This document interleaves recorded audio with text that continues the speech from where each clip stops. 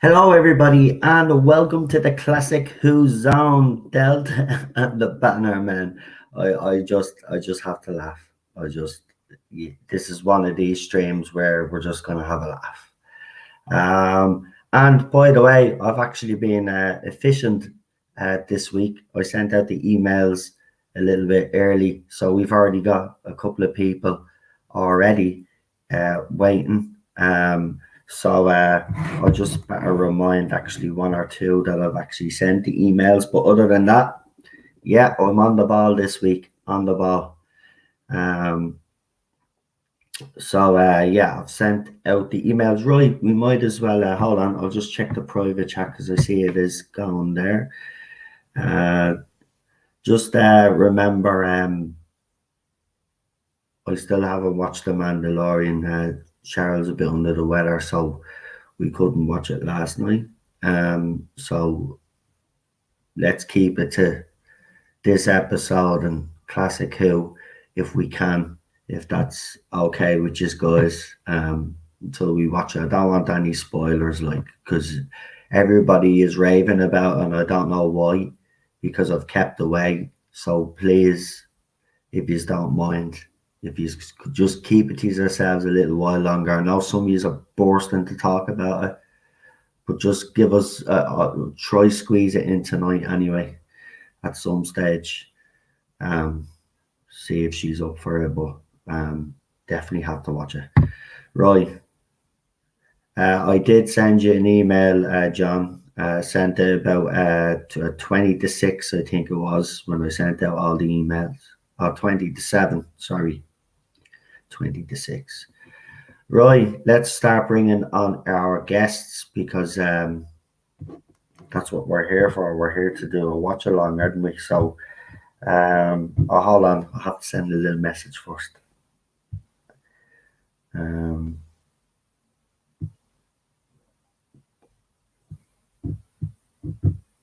Right.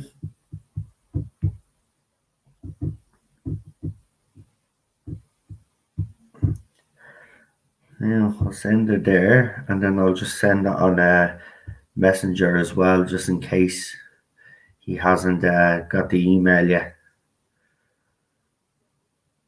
Our guest, special guest, who requested this episode. So, you know, it's only right that he's here to suffer from the very start.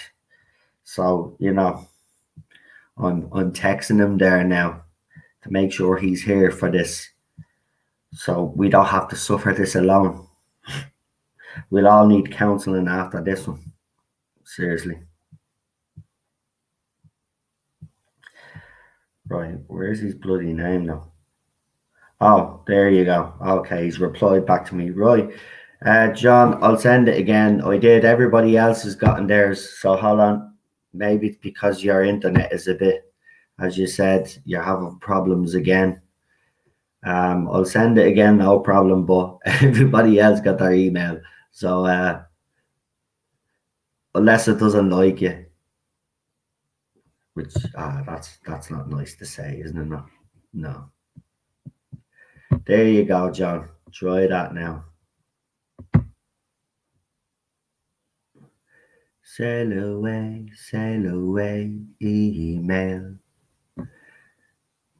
There you go, says it's sent.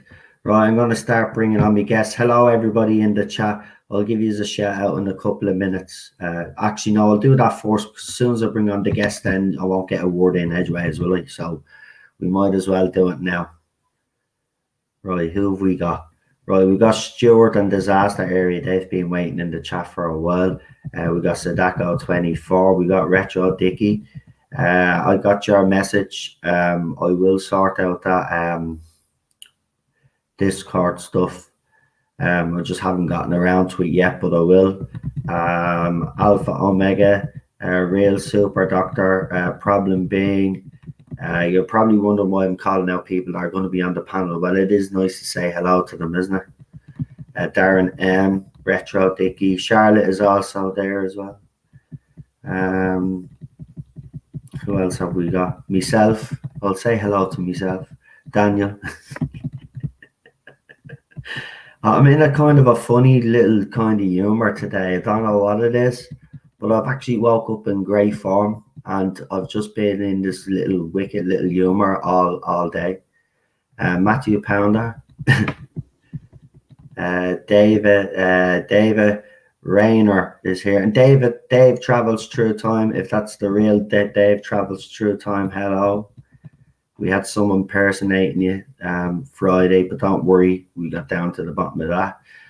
Andrew Venables is here as well. He says, you probably don't know me. Welcome. Can't find my DVD being redecorating. I'll just wing it, says Matthew Pounder. Fantastic. Right, let's bring on our guests. I've kept them all waiting long enough, haven't I? Yes, I have. Okay, our first guest on tonight is a lady that we have on the panel, and everybody loves her on the Tartar Zone Talk. She always brings up some points that we don't actually even think about. She always thinks outside the box, is Charlotte. But tell you, one of the best guests we had, and again, she made some great points on Friday. But yeah, it's brilliant. I love having her on, especially with these classic Who watch alongs, because some she hasn't watched, and by reading in the private chat, all I'll just say is this one. She doesn't know what she watched, but she's gonna watch it all over again. So let's see what happens. It's the one and only Charlotte. Maybe the second time round it will make sense.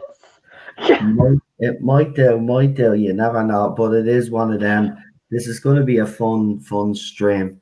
Okay, let's bring on the next guest. Let's keep them rolling, because I can't believe I've actually got everybody here organized and ready to go. We got our other guest coming. He's just bringing his dog for a walk, so that'll only take a couple of minutes. So this is all going to work out great.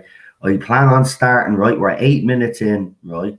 I plan on starting in 15 minutes, right? 15 minutes, right? No hanging around, because what's happening is we've seen it, especially when we do a long watch along, especially if it's a six-parter, people have to leave because it's late for them. And I want to keep everybody on, if you know what I mean, because it's better that way. And we all have a lot of fun. So, yeah, now I'm at the wasting 30 seconds, so I'm going to shut up. Right, our next guest is the one and only PD Rich. Hey, how you doing? I'm not too bad, and how are you? Stage 4 lockdown. What can I say? Let's not get into that. That's depressing. Let's not get into that. I know. Actually, I'll tell you what's about this episode, though. This is my favorite. It's my favorite serial from this season. Okay, I think you'll be the only one on the panel. I think so. Good man. This is going to be fun. Our next guest, believe it or not, I actually got the email out, and I didn't forget anybody this week. It's Alpha Omega. Hello, everybody. Hello. Hi, mate. Hi. Just dug out from about a foot of snow. Was expecting 18 inches. Only got a foot, and most of it's off the roads by now already. So. Wow, guys are efficient over there. I love now myself, to be quite honest with you. So I kind of envy it a bit. So, like, you might be peed off that it's known, but to me that's like heaven. So yeah, right, let's bring on our next guest. It's the one and only. He's the only human being that we know that has a problem. It's him. I doubt that. Yeah, well, in 2020 everybody seems to have a problem, but we won't go there.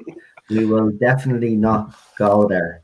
Right, let's move swiftly on. As I said, we're doing great here. I have to say thank you, guys. These are all doing great. Right, so what? He's come a long way. He's come from another planet, in fact. It's the one and only Rabbi from another planet. Hello, how is everybody? Hello, Rabbi. Hello. Yeah, Delta and Bannermen. And listen, here's the weird thing about Sylvester McCoy. Most of his stories are pretty good. Most of his stories are classic. How are we watching Delta and the freaking Bannermen? Well, you can blame the guest that'll be coming on last because obviously he's gone to walk his dog, so he's fashionably late. But we're gonna, all right, so he picks it and doesn't turn up, and we all have. No. Listen, he's on his way. He's literally on his way. He'll just well, he sent that message 6 minutes ago. I don't know how long it took. Here's the fun. You can hear a first timer watching this react. Oh, right, you haven't watched this I guess so, but like, embarrassed. This is when Doctor Who was. This was the last time Doctor Who was embarrassing, and it was just coming off being embarrassing, right? But this, it was better than the year before, than Trial of the Time Lord, and it had some decent special effects. It's Andrew Cartmel. He doesn't know what's going on with unworkable scripts that it just nothing really is gelling. Next year, like for me, the beginning of season 25 is like light speed away. Here's the thing: for what I've seen of Sylvester's Doctor, I like his Doctor, but I was just watching this today, and do you know how you joke about how sometimes you watch something you think they were on drugs when they wrote it? I legitimately think that happened for this script. Oh yeah, this is a weird one. There is an upside to this. Well, we got under our guest waiting. There is an upside to this though. It's not Orphan 55. Yeah.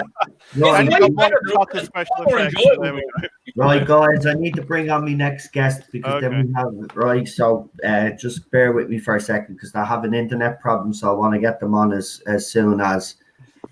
So our next guest is the real Super Doctor. Hello, Noel. How are you doing? Not too bad, pal. How are you? Not bad myself.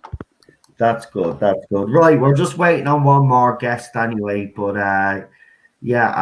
so go ahead, folks. Just wanted to. Yeah, you got Mike Tucker's special effects in this one. Oh, and the music. Effects. Oh my god. Red Dwarf. So, and the music, like some of the music, I honestly felt like I was watching a kids show. Oh, the incidental music in. Yeah. Here's to the future. I remember years ago there was an album released with like all the theme tunes and the incidental music from I think it was this season. It sounds like a person having an argument with a synthesizer. Yeah, and that terrible drum machine. Yeah. God, yeah, I know. But this is the first time Doctor Who ripped off Heidi High. Oh yeah. Chew up doo doo. Oh my god. Love is the answer. Oh, and some of the acting, some of the non-main cast. I was like, where have you got these people from? Oh, let's just say Ken Dodd get wasted. There you go. Ken Dodd's the only highlight, really. Yeah. Shot. He actually fitted it quite well. Yeah. I didn't know he was going to appear in this. Right, here he is. Shock, bloody hell. Right, here he is, the man who's putting us through torture this bastard. This story. It's the bastard. And only Super Canadian. He's back. He's kicking ass on YouTube again. He's doing great videos, actually. If you haven't seen his latest videos, check them out. It's the one and only bastard. Hi. Hi.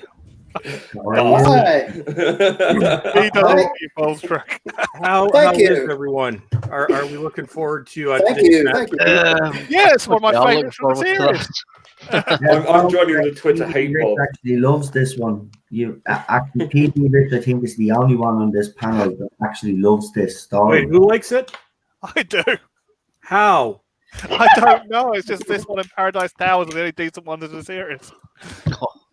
Oh Lord. There's no. Yeah, well, I can only watch Doctor Who. I don't like at the moment, and I bought this DVD back in 2009. To this day, I have not finished it. I believe I think I've tried twice. So when we actually start the episode, I will tell you how Delta and the Bannermen broke young 9-year-old Bolstrek's heart back in 1988. It was a sad, sad day. Well, we're going to start actually now in a couple of seconds. So if you've got your copy ready with everybody on the I panel, haven't got it in the DVD player yet, Noel, you bastard. well, get it into the DVD player then. Actually, no, it's called a DVD drive. Oh, it's a DVD. Oh, hell. It's an external drive because my computer is too cool for drives because it's an Asus ROG and it's got blinky lights, but no drive because don't try and upgrade it, mate. Don't try and upgrade it. No. Yeah, Robot Shlomo, he's just having so much trouble upgrading his Asus. This one's a gaming PC, but I buy a new computer every 4 to 5 years, but I overspec it beyond what I need. So yeah, my last it's 11 years Asus. later, yeah, I got one like this. It's an Asus. Oh no, sorry, I thought you said Asus. I thought you said Acer. Oh no, Acer's a piece of shit. Don't buy. Oh, Acer. that's the one. That's what Robot Shlomo. No, it's either Asus or Asus. Asus is all right. Asus lost ages. They're great. Hey, sir, that's what I have, and to hear that it's a piece of shit kind of makes me feel great about myself. Yeah. You need to go and talk to Robot Shlomo about it, or Robert from Midnight's Edge. Next sake. No wonder my camera is bleeding broke. It saw you went, blew up. Oh yes, and I watched the first half hour of Mandalorian this morning, first episode. I'm way behind. I hear the ending is kind of sad. So if anybody spoils it for me, I will kill you. No one is allowed to talk about Mandalorian. There, because I haven't seen the ending either. So I'd say the same. Do not spoil anything, please, until I watch it. I'm watching it tomorrow, but don't spoil it for Bolstrek either if he's only watching. This show is worth watching. Look at it's not like the classic Star Wars. It never will be.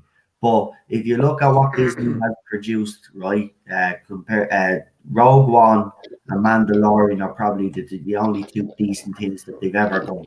So, let's give it credit where credit is due, I think. So. Well, it's kind of funny. It's been so long since I've used Disney Plus. I had to uninstall it because it was so out of date. I couldn't get the damn thing to update. I've done that a few times with a few of the programs. Right, folks, if everybody in the chat, I'll just get everybody in the chat ready while everybody on the panel is getting ready. And if everybody in the chat is ready with the episode, please press 1. Say, Rabbi, could you send it to me quickly? Oh, I sent it to you already. I'll have a look. Link in the chat. I sent it like an hour ago. Right. And then when we started, I will send tell it to everyone me my as well, but for some weird reason right now I can't get into it, but that could be me phone acting the mega, so just give me a second. Okay, I'm going to go away for an hour. I'll be back. Listen, I've gotten better at technology. I like this one. I'm actually getting better. Don't worry about it. I'll have this done in a couple of seconds. Watch this. Rabbi, I can't see it, so could you try again? I don't know if it's my email playing up. Yeah, but it's Can you not click the link in the private chat there, Charlotte? I'm doing this on my Kindle. So yeah, actually send it to me on Messenger as well. For some weird reason, the link that you sent on Twitter is not working. Hey, 1 second. That's weird. Yep. Yeah, I have to do it, Lee. That I literally watch it on my laptop, but I do the stream on my Kindle. So if it's put in the private chat, I can't do it. Oh, right. Okay. So it needs to be emailed to me. Ouch. Fine. Email sending right now. I found a French version. French version of this movie. No way. Oh, could you imagine this in French? Oh my god. Oh, no, Probably it makes just- the same amount of sense. Or even better still, German. Oh yeah. All right, here's the spoiler for the Mandalorian for you. Rose Tico saves the day. Sorry, I had to say it. Right. Fuck off. No more Star Wars. This is a Doctor Who stream. That was Andrew Venables. The Star Wars. I put a backup in case anybody can't get it to work. Yeah, boy, did you say It's got that? French version. subtitles. Okay, I just sent it to you on Messenger. You just It's sent to a it folder. me. It's not. You got you got 3 episodes in the folder. Right. I don't need it because I have the DVD, which is collecting dust. Yeah. And even the DVD doesn't have anything good on it. I mean, like, there's no good extras on the DVD. I don't even think I will watch the extras on it because I hate this so much. There's one good interview extra. writers. The comic strip stuff. They go through the Seth McCoy comic strip. Oh, okay. I didn't mind that. That's not bad. But otherwise, Charlotte, did it go through yet? Did you get it? I can't see. I'm refreshing it just to see if it's my. Oh, Andy Crane, yeah. If not, I'll get it on. I'll do what I did today on the site that can't be mentioned and just have that up as reference. Oh yeah, I put the link to the site that may not be mentioned in the thing. And I don't think they'll be taking this garbage down because nobody wants to fucking watch it anyway. Except for you. No. I'm gonna when we start, I'm gonna tell you my sad tale. Oh, okay. It's a shitzen. Bring a tissue. Baby Ballstreck's heart. Or wank tissue. Baby Ballstreck's Right, heart. I've got it now on the site that can't be mentioned. So when I went into Gmail on my desktop rather than using my client. So I just sent it to you via Gmail. See if you got it that time. Right, well, I got it, so thank you very much. I don't. Right, wait a sec. Is my email just? If not, I we can go. I've got it on another way, Rabbi. But thank you for looking about. Because I also sent you a link to that Sherlock Holmes I want to do a watch along. But no. Oh. Are you often Christmassy watch alongs this week?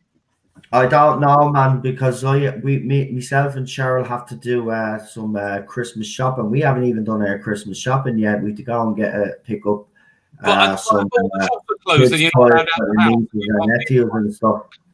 So I don't know what days we will. Aren't all the shops closed and you're not allowed out the house? Other than that, it's easy. No, not in Ireland. We're allowed to go out and do shopping. See, we're not as crazy. You know? I still have my freedom. Yeah, I think people forget that I'm not from the UK. I'm actually from Ireland. Different. You are. I never would have been from real Ireland. Really? You know, right, Rabbi, I've got the episode now. The ones that kicked the Brits out of Ireland, you know, after 800 years, fighting Irish. Oh, let them have it. Let them have it. Speaking of Ireland, I was watching Father Ted while working all week. Yeah. In fact, I just took it out of my DVD player to put in this pile of shit. Father Ted. Series 3 was the best of that series. Yes, Father Ted's brilliant, man. It is. And Black Book's another good one. Yeah. Oh, right, I just got a message.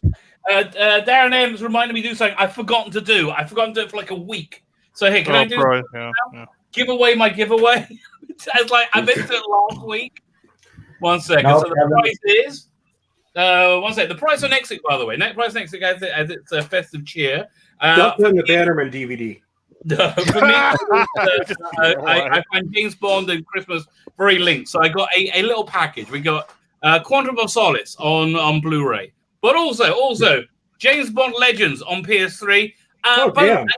And I got another little stocking stuffer as well. The Star Trek, the JJ Trek PS3 game, which is nobody wants to win them.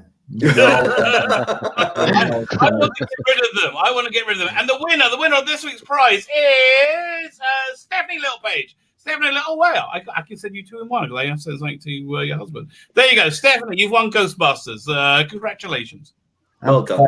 405 have to win them next week. I'm sorry, guys. Good Ghostbusters, not bad Ghostbusters. And that is a nice transfer. That transfer is actually better than the piece of crap 4K they came out with. Is it? Oh, yeah. It was an early release 4K. It's absolute garbage. So thank you, Darren, for reminding me because I've got a week. That's it. Right, folks.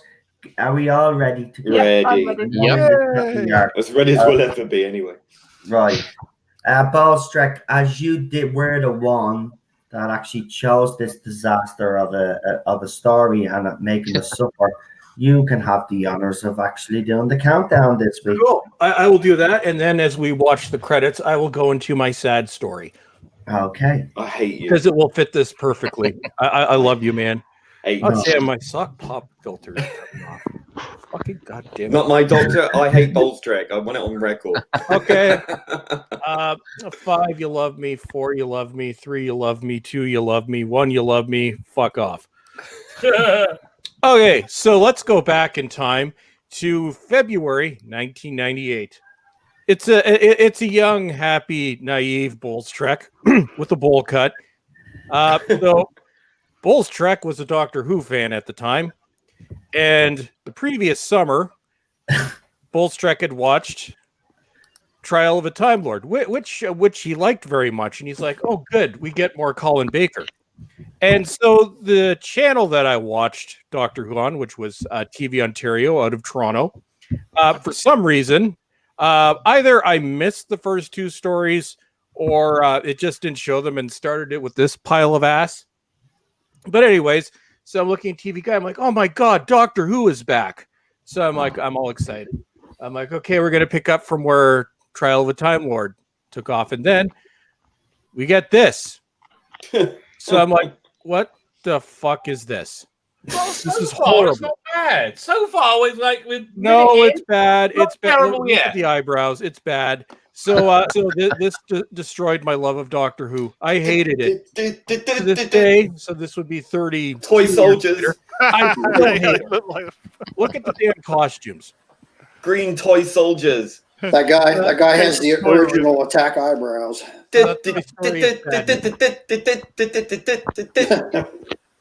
I was got a expecting friend Colin in Baker me. and awesomeness, and I got this. Hey, so far, it's not unbearably awful to me. Actually, man, it is. I Even can't- the music. Yeah, less than 2 minutes in, it's not so bad. Yeah. Yeah, Are that, you serious? that's How because is no, it Just now, okay, they're doing fine so They far. just blew up a dummy. What, that's toy because nobody's soldiers? talking. Not bleeding 80s music, restaurant music or something you'd hear in the bleeding shopping centre in the 80s. Elevator. Okay. No, this is Yeah, and weird. I'm going to say this now. The woman who's the queen, where did they get her from? Did they literally drag her in from the street and just said, "You're pretty, use I it"? don't think she had a big career, actually. At this point, Doctor Who is like beyond broke, to the point that they were lucky they even got a camera. So yeah. Oh my It's just God. the way she delivers the lines. I was watching, and I was just like, this Oh, is look at who like- that ship God damn takes it, I've off. been shot. Oh, Soldier, soldier. They did like the characters from Toy Story. And now we're trying to rip off. Everybody name what they're trying to rip off here. We all know. Hitchhikers. Yeah. Yeah. I don't think they're trying to rip off anything. I just Red think Dwarf. basic in Right, it. right. No, this was a year before Red Dwarf. Right, have to ask companion here, Mel. Screaming McMellenstein, yeah. Bonnie And then we've got this. performance in this. She didn't do anything in this episode. She was just sort of there. I didn't hate her. I didn't like her, but she was just sort of She's there. very, very enthusiastic. Yeah. She was better on Big Finish before it went to hell. Yeah, I like Mel Bush as a companion on Big Finish. Big finish. Yeah, I big think finish.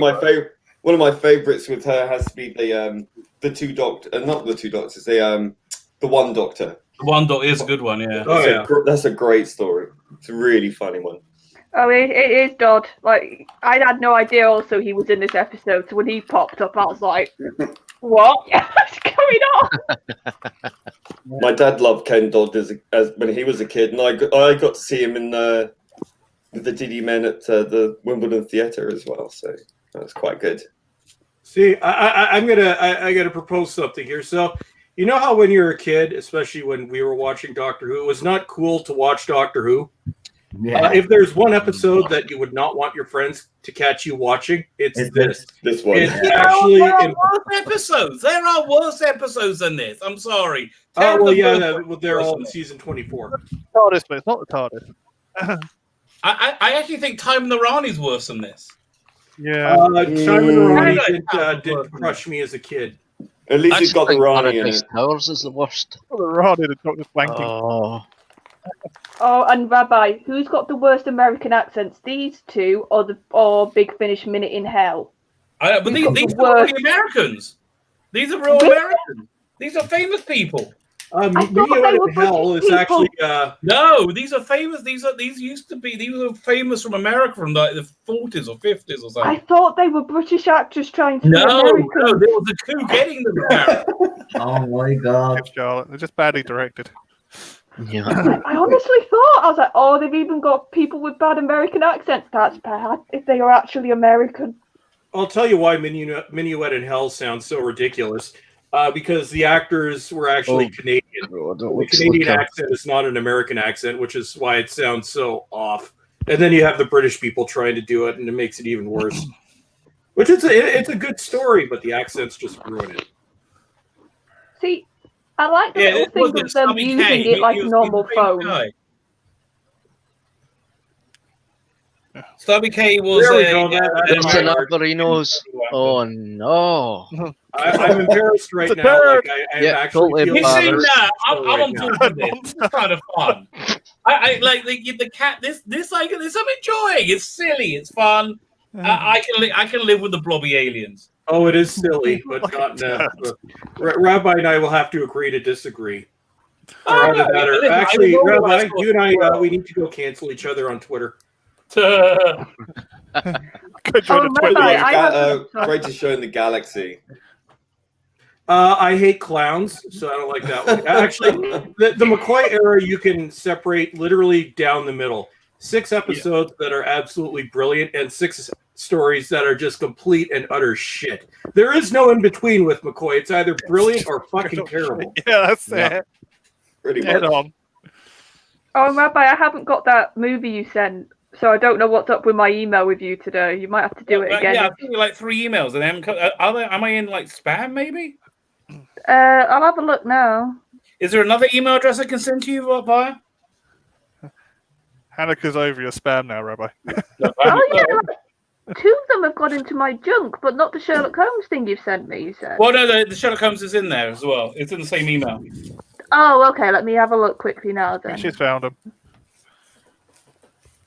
Ah, yes, it is. That's weird. Then it's just gone into junk. I don't know why. Because you sent me emails before. Clearly. Yeah, it's sentient. It knew. Yeah. I mean, listen. For me, I'm kind of like imagining what they could have done with this rather than what is. They could have done anything with this. Yep.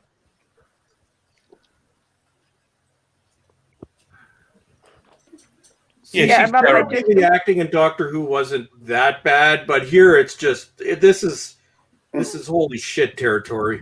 Yeah, she's just terrible in this. You've just broken the computer. But look, if I can forgive. I'm sorry, Charlotte. I keep cutting you off. What are you saying? Sorry. I was going to say, this is when I didn't really watch any classic, and I had like preconceptions. This episode, watching it, I was like, this is all the preconceptions I had of Classic Who in like a single episode. Yep. Yeah. But do you know the bits with the head guy? He reminds me of those Command and Conquer games. Do you know when you'd have like a really cheap actor being like the baddie? Yeah, I know what you mean. But again, he was a big actor at the time. He was doing, Henderson? He was in Star Wars. Oh God, the sing-along is coming up. Oh, I know. It's like the old age pensioners going to Blackpool here. And the coach. Yeah, this is the lowest, worst scene in Doctor Who history. Well, real Doctor Who history. They have a goddamn sing-along. So again, I'm looking at this from the perspective of my 9-year-old self coming off of Trial of a Time Lord. We are now just under 9 minutes in. Yeah. If I was old enough to drink, I would have drank. Actually, I should have drank anyway. I don't want to kill anyone just yet. I was 16 when this came out, and this whole season you got the, and I was really in fandom as well. This season you got the vibe that the ship was slowly turning around, which you didn't get, which we did see in the next season. But so for me, it's like tinged with a bit of hope that this isn't as bad as it was. There's no megabyte modem going on. Isn't that the guy from that singing group from the 80s? Yeah. Rabbi, we're witnessing a sing-along. A sing-along. It's on Mummy and the Orient Express. It kind of fits in kind of seamlessly to like the New Adventures, the novels. It's got that kind of silliness, but without the violence. Yeah, kind of hitchhiker silliness. Yeah. Crash sequence. It's trying to be Doug Adams. That's what it's trying to be. No, I don't think it's trying. I just think it doesn't know what to do, and it's kind of failing. That's really what's going on. It's a bunch of people. Firstly, there's a very demoralized production crew because they just had to fire their star. And John Nathan Turner said, once you fired Colin Baker, You're done. You don't have to come back. And then they made him come back and do this, right? So he was like, it was a horrible time he was going through. Yeah, and the production team in general were going through it. That could be it. Maybe this entire season is just taking the piss. Yeah. That would make sense. Yeah. yeah. Doesn't that Irvine leave as well? It's Andrew Cartmel learning on the job how to do. Yeah. How to make this.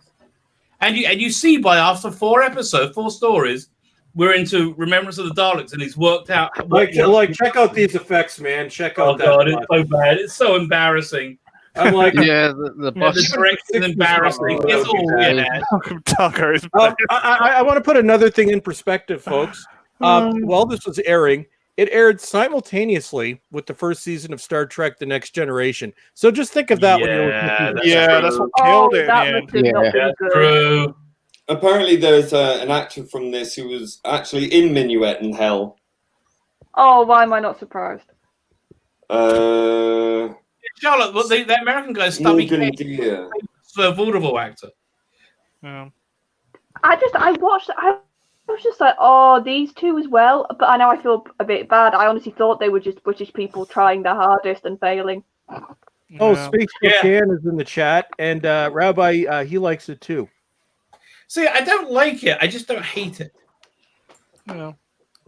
I just don't get why a load of aliens is want to go that to a holiday camp. That's in 1959. Again, if you're a time-traveling species, why not? Well, we had the Voyage of the Damned, haven't we? Even though that was after. Yeah, I was gonna say it's probably just the sheer novelty that they're like, Oh, oh, Orient it's Express? Yeah, different. I don't see it being any weirder than anything else. Oh, Sudoku 24. Yeah, the Wow, first season of just a minute, TNG yeah. was awful, but compare the effects. This should have been Voyage of the Damned. Yeah. Just a minute. Yeah, this is like pre-Voyage of the Damned, isn't it? And then and Mummy and the Orient Express. I just saw that actor on Keeping Up, or One Foot in the Grave. He can't remember who he was playing, but he was there a few weeks ago.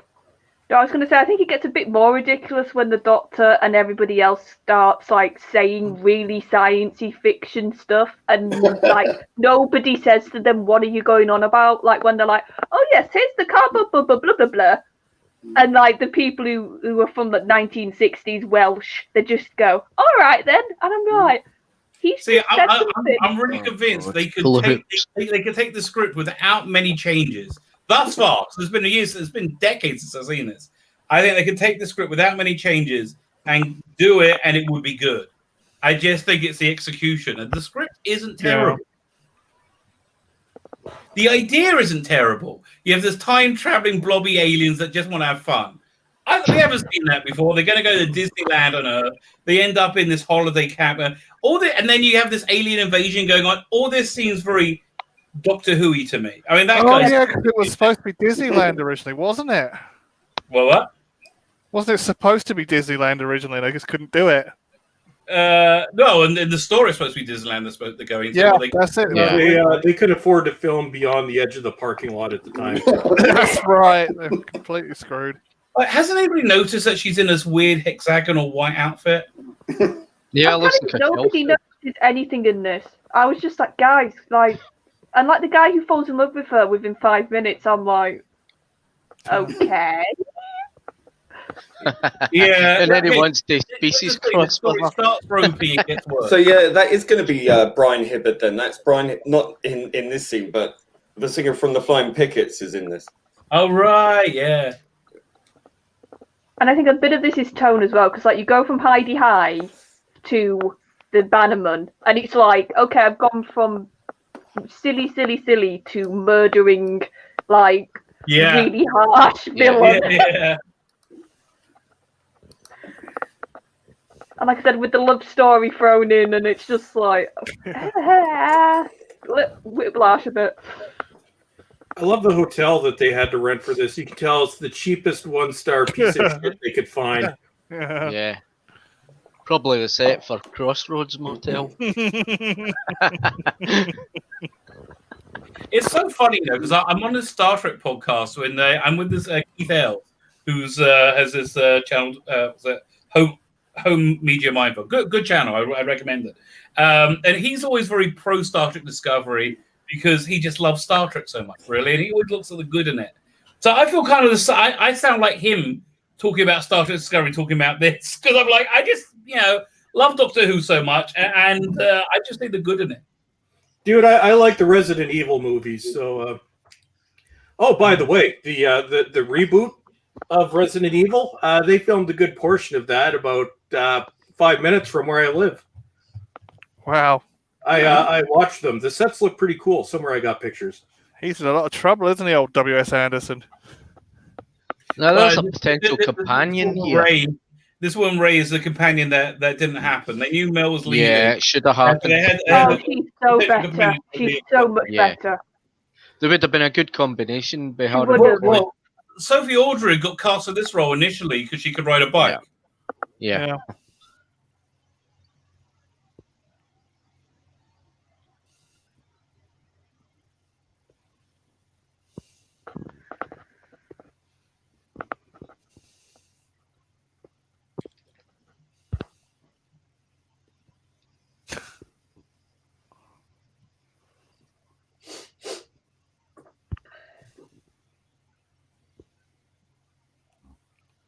Imagine though, I've just had that thought. Imagine Colin Baker's Doctor in this story.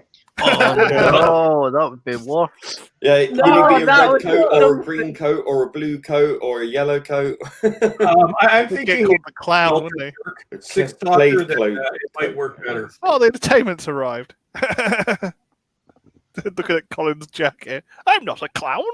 I'm just trying to picture him though, trying to play nice with like all the people in the camp. Yeah, and absolutely that'd be ripping him in hilarious. half. Yeah. It's ripping him in half. You can see it inside. He just. God, there's this baby alien. Oh no. I mean, the trouble Look, is, that's so convincing, right? Right here. Coming. Look at just the just the passion put into the performances. I recognise those helmets from somewhere.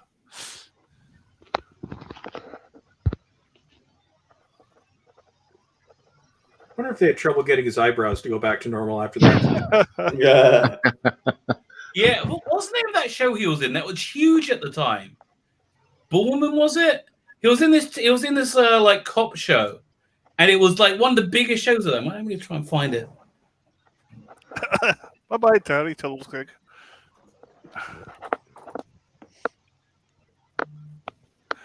I love the visors they're wearing.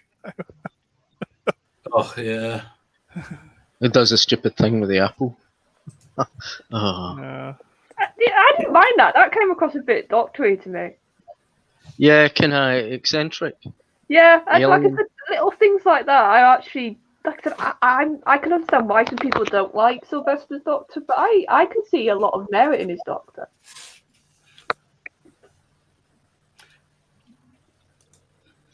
I think only it was because Sylvester was just trying to grapple with the role. He was wanting to know how it actually worked and how he's actually. He was just finding his feet. Maygrey, was it? Rabbi? No, it was Boone. Oh, Boone, yes. Was it? No, it was only in one episode that he says. Yeah, two men in a Borman. vault. Was it Borman? Yeah, Borman was the name of the show. 85 to 87. It was huge, and he was in the. Then it was in Maygrey. Then it was in Paradise Club, which was also huge. He was a really bankable actor. Yeah. And he was in Star Wars. Yeah, he got killed by Darth Vader. Did he just have like a few drinks before he started filming this one then, or something? No, I just don't think anybody understood the tone. There was a real failure of command from the top. Yeah, you can see that. You can see that definitely watching this. And Like, yeah, he's the not bad, Damned in the guy 1976. singing. Oh. None of this is really so terrible. It's just, it feels like you're watching another show. I think that's the other thing I had watching it today. I was just like, I It's a bit forgot too at times high. almost. I was watching Who. I was just like, I had to be reminded. Yeah, it's a bit high, very, very high, isn't it? Like I said, maybe I don't know. I feel like maybe the Doctor's almost underused in this story a bit. A little Seems to be bit. a lot of stuff going on Wee with bit. other characters. Then he just sort of bumbles around a bit and then has a bit of a plan and then disappears and then comes back in the episode. I just don't think it's one of McCoy's strongest. No, it's not. It's not. Let's be fair, Oh, no. it's not. He No, seems he- rather incidental, doesn't he? Yeah, and he's strongest when he's manipulating, isn't he, this Doctor? When he's like in the background being a puppet master. Yeah.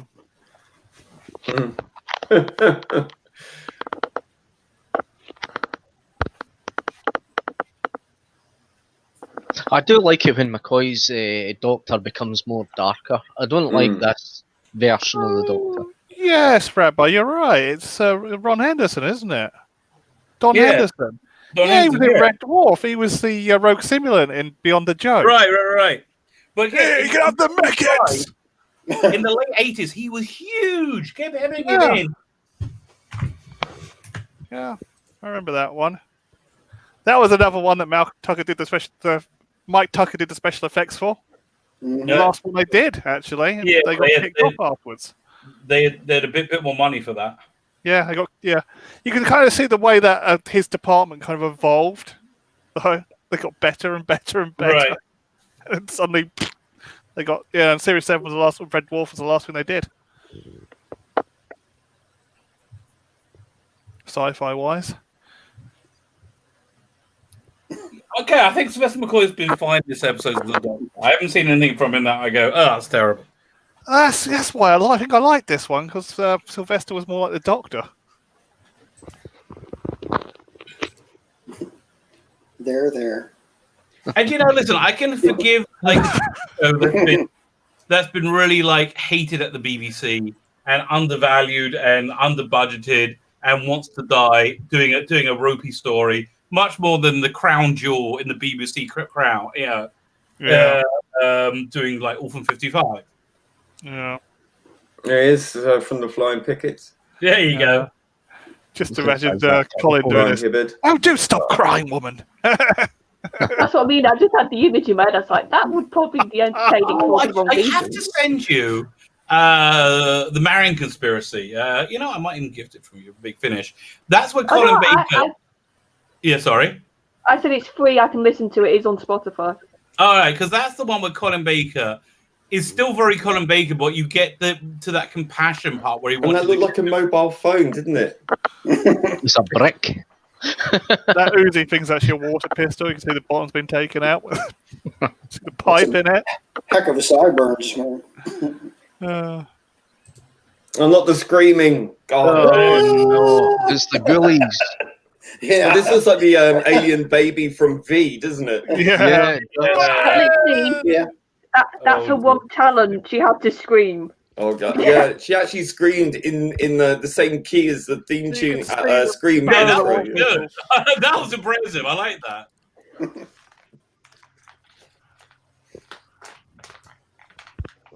Oh, acting is not something he enjoys, clearly. And at this point, young Bull's Trek wanted to drink. Well, young Bullstrait's going to start cracking the next episode then. Young Bull's Trek was so dejected. Okay, can we go straight to the next episode? No. Yeah. Oh, let the chat know. Sorry? Yeah. I can say let the chat say one. That's what we tend to do. Just make sure Okay, they're fine. ready. I think it's just like pulling a band-aid. Let's just do it as quickly as we can. Right. Chat, hold are on, we all wait. ready? Just wait. Yep. 2 seconds. Everybody's ready. Yep. There's only three episodes, yeah? Yeah. Right. Right. First, I was 25 when this came out, and I could have drank. Right, I'm ready. Yeah, Matthew Pounderson's real rent Nicolas Cage. That's funny. Is everybody in the chat ready? I'm seeing a few ones appear. Yeah, I think a couple of ones. Keep pressing one if you're ready. Yeah, everybody's ready. I'm Right. still waiting for the Hail young Bull's Trek. We'll wait for, we'll At wait least we for, found out what Bowles Trek tried to alcoholism. Yeah, I mean, like driver's assault to the So one episode Doctor Well, Who, and that was it, mate. Yeah, it ruined my life. I tell you, there's another thing that actually makes this episode much more watchable.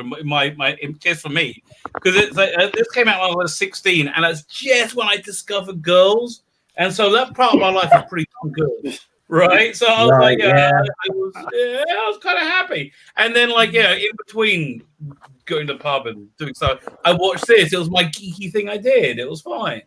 Right. Is everybody ready?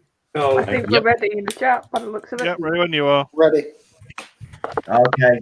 Do the countdown. Who, Bowles? No, I'm too depressed. I give that to somebody else now. Yeah, his corrosive filter keeps falling off.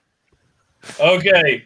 What was it? What do you take for depression? Is it Xanax? Literally. 1 Xanax. Okay. 5 Xanax, 4 Xanax, 3 Xanax, 2 Xanax. Pop your pills down. Popping, Rabbi, popping. And look, at least this story, the titles fit the story, unlike Ghostlight. Where you get these titles, and suddenly you're into I still think Ghostlight need another episode. Yeah, it's like at least it's fit. Can I just say I'm looking forward to Time Lash now? Oh, shut up! Oh, no. Shut up! No. Time Lash. Oh, by the way, what's No, next? Oh, we're next week. convenience compared to this. No, what are we doing next week? Time Lash. No, I'm not doing Time Lash next week. It's back to Hartnell now. Yeah, it's back to Hartnell.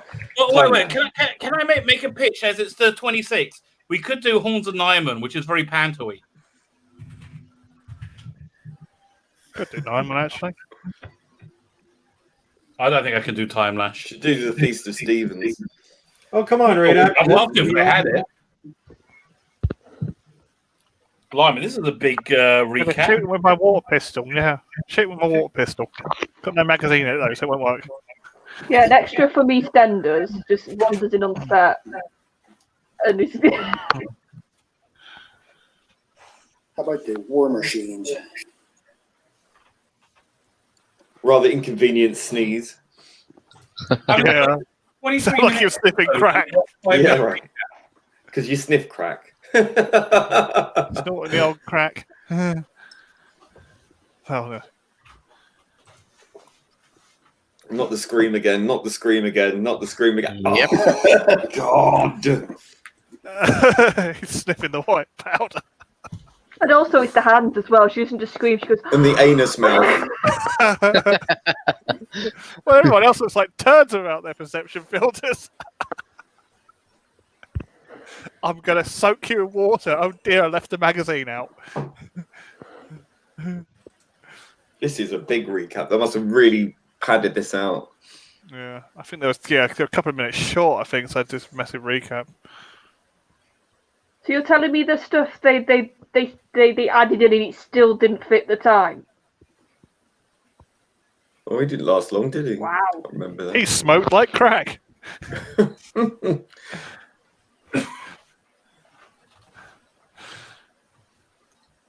Oh, jeez. Music. Oh, baby Yoda. Gone wrong. Baby Yoda. Like a baby Dalek. This would be Series 13 of Doctor Who we're looking at now. I have to say, like, for what, 1987? That's not bad. Oh. Yeah, you're telling me a normal human teenager, boy or girl, I'm not saying what it's a bloke thing, a normal in the 20s or teenager, however old this fella is, sees a woman holding that and doesn't go... I mean, listen, it looks like a big green shit, doesn't it? Why does your baby covered in snot? I mean, it looks like... Okay, now we have the weirdest character. I thought they were going to reveal him to be like a Time Lord. But no, he's just a weird guy. Like, what the hell? It adds absolutely nothing to the story. Oh, he's also famous, though, isn't he? I think so. The beekeeper. He looks a bit like Tom Baker, old Tom Baker in a way. Yeah, Tom Baker had an accident. Tom Baker put the weight on and shaved. Yeah, but you're not telling me that guy doesn't see that in her hands and go like, I'm out because you've got a weird green thing. And I'm not... I'm from Wales from the 1960s. Depends how much he likes her. Well, he must really like her. Really like her.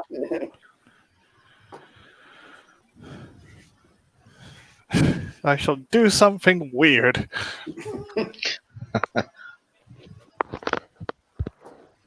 So apparently the bees are telepathic. And they keep going missing in the future.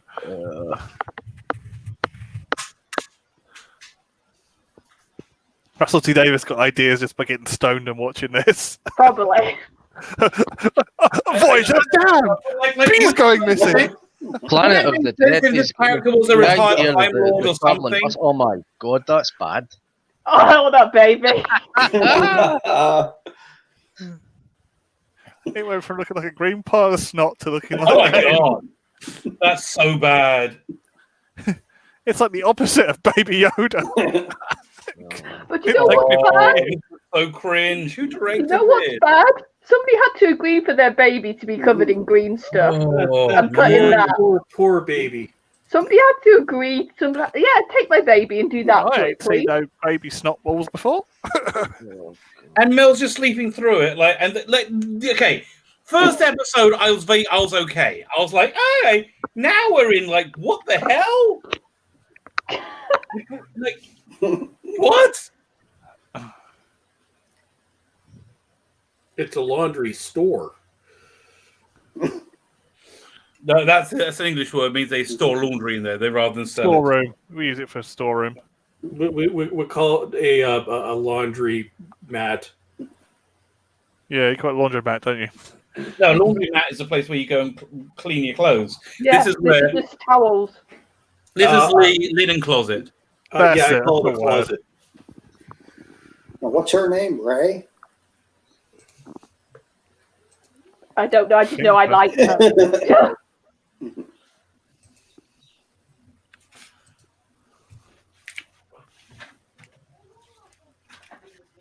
Okay, 1 second. I'm going to suggest something in the private chat for a half this. week, which I don't think will go down well. Oh, okay. With you, that could mean anything as well. I hate you. I love that story. What? I'm No, not but saying that's anything. not classic. Good evening, campers. He just said the first Doctor. I was going, I know. Oh, this is bad. Oh, this is Yep. bad. Bobbing along. Oh, Mate, yeah. this you're calling. You should be on hospital radio. I think we've killed Lee with how bad the episode is. I think it's the longest he's been quiet on the stream for a while. He's crying in the corner now. Yeah. We could have watched Time Lash. No, it was great to show. God love him. He thought we were watching that. Yeah, exactly. That's what I thought as well. I couldn't believe we're actually doing this.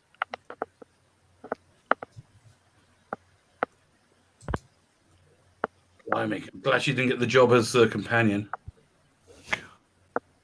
Oh, okay, fine. I'm going to give another cheeky suggestion. No. Okay, let's see. Well, Lavinia went into the bikini style like Perry did.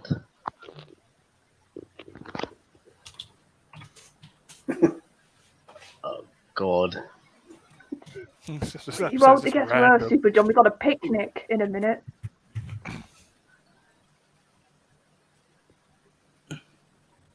Yeah, it's okay.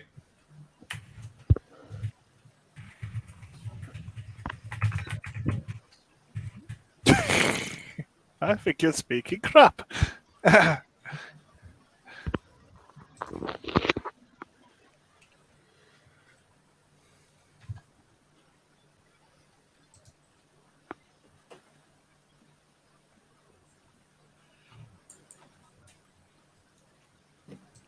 How about Showman Green Baby?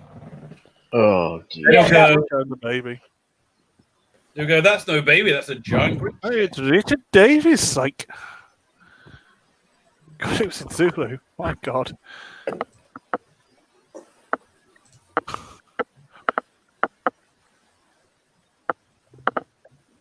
Yeah, this is shit.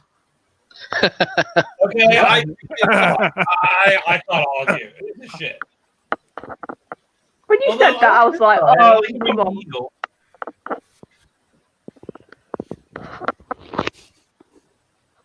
He's but at reading the least Eagle comics. Right. Yeah. Okay, problem being, I'd agree with that because it's also it's Oh my I god, like it, that's the worst episode.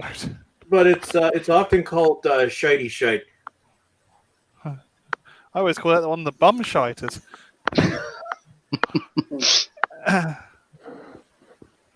Are you picking stuff you want to watch or just stuff you want to bust on? Yeah. I a enjoy horrible it. thing it is as well. I've been told I'm very negative. or is it let's pick a load of stuff for Charlotte so she can just say how bad it is, sort of what we've had. I'm like, they couldn't even paint the damn set. Look at that. Look at the rust. That's pathetic. Look, the bar's broken.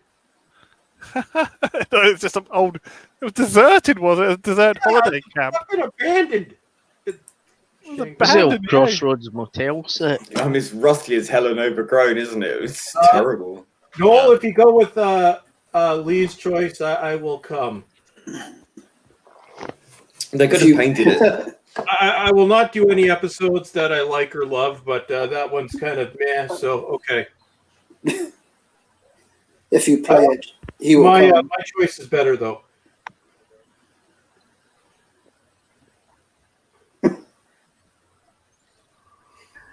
Right, the choices are Planet of Giants or the Gunfighters. So we'll leave it in the chat to decide. So it's Planet of Giants. Press 1 for Planet of Giants. Press 2 for the Gunfighters. For Which one is Johnny. mine? I'll bring my pillow. It's gunfighters. Johnny Ringo. Bad accents. Justice for Charlotte. Oh, I get it. Okay.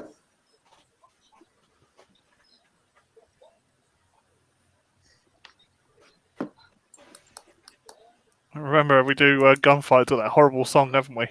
Oh, yeah, oh my With God. rings on the fingers and bells on my home. Last chance saloon. Honestly, I think we should be doing something Christmassy. It's the 20th, it's Boxing Day. Do the chaser, won't we? Oh, I can't do it. Is it Christmas Day? There's a third 26. 26. fourth wall moment, isn't there? We should watch. Which one was it? The one where Matt Smith works in a shop in honor of my many miserable years in retail that I no longer have to do. Oh, Closing time, I think. Closing time, yeah. Yeah, that's it. Or Rose. The one where they once again made it that the Cybermen can be defeated by the fields. With the wonderful James Corden. Oh, crackers! I will be right back. Tell you what, The responsible music guy is though, driving isn't me it? insane. I bet it is. I noticed it, and I'm not one to notice incidental music, and I was just like, what's going on with this music?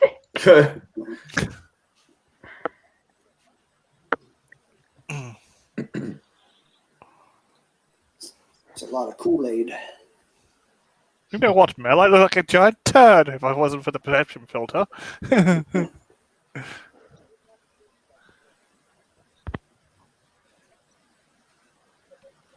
I don't really have much to comment. I mean, like, really? Bloody hell. Hey, at least he's being responsible, and he's getting all his staff out the way. Look, they zoomed in on Jodie. That's what's going on. Yeah. That will destroy Doctor Who. Because did they ever explain in the episode why these guys hate the race No. that she's from? No, I don't think so. Okay. I was wondering that after I watched it afterwards. I was Okay. like, Because Like- that's why. Because. because he's evil. Okay. I was like, Yeah, because. I think they wanted to destroy her because she was the last of the Shimmeron race. That's it. She was a Shimmeron queen, and she had a child she was running away with. And that's Yeah.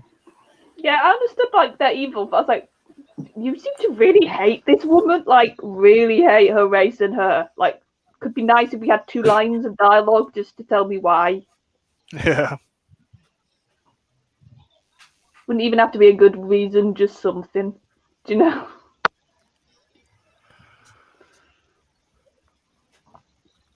No, it really isn't that annoying in this episode.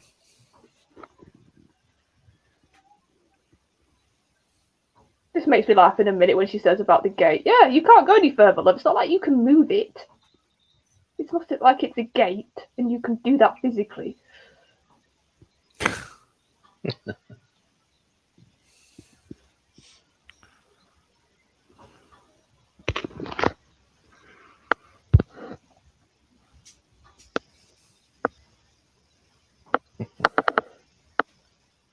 That's just weird. I wonder what that is. She's feeding that Wayne in a syringe. You can tell the kids like, I'm not comfortable with this. You know, you can tell what the parents were like. Version of this Capaldi's Doctor where he walks in and he goes and just takes a piss out of it. Why are you feeding that kid snot? Like, what are you supposed to be? I can just really see him do that. I think we discovered then the most fun you can have with this episode is to picture any other Doctor in this episode. Yeah, 6 or 12. Be hard buying clothes for that girl. No other Doctor could pull this episode off than McCoy. I think most other Matt Smith had problems.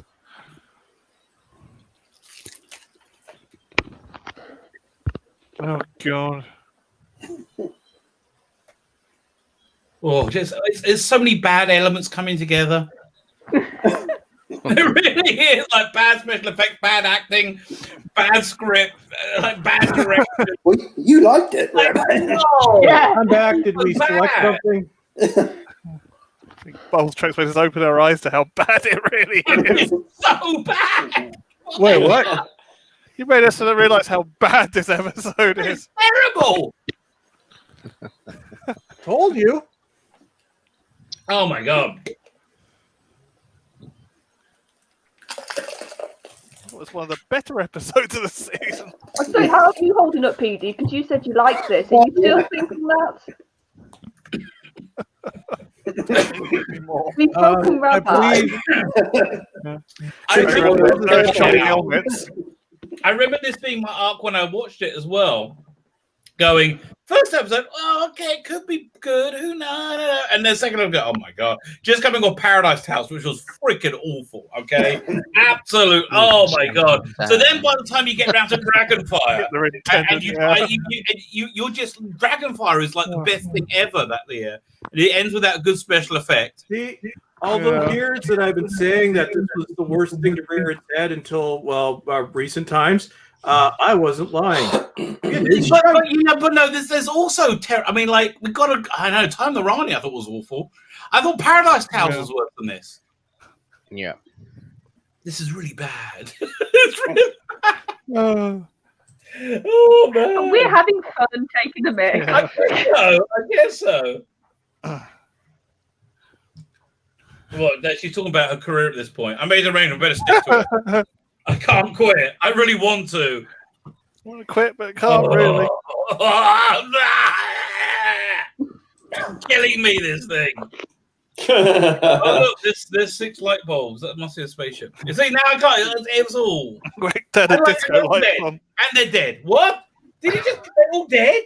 Yeah, they're all dead. Died. What the hell? They're all dead now. That's terrible. They've just gone Voyager damn, doesn't it? They just all died. Oh, that's gonna make me. What the hell? This is Voyager the damn budget edition, isn't it? You're welcome, everyone. we'll wait to see what happens next. Oh god. That made it better. Okay. Oh yeah. I used to have a pair of those prism glasses, sunglasses as well. Those red ones. I got How the was this version, cancelled? silver. How was this? How was it transmitted? Oh, they're using that theme music. We've got Dick Barton music again. And he just believes her as well. Mel's sitting there looking at her going, what the fuck? Oh, I'm crying. Like, what the hell? Oh my god. It's like, that's the problem with these three parts. They just get so random. No, and it's like Andrew, come on, I just didn't know what he was doing yet. Poor sword. Whoa. Oh god, please stop. Just, like, stop. Yeah, really stop. Because I'm literally crying. Oh man. Stop, we lost the plot. Anyone seen the plot? Oh, dear me. I have random stuff also behind her ears. Doctor's obsessed with And like, beads. honestly, everybody in the scene is so useless. Is beyond. I mean, like, Seth McCoy's good, but this, like, I can't believe how all this is so amateur. This is jumping the shark times 10. Yeah. Yeah. Everyone's still in their Earthshock helmets.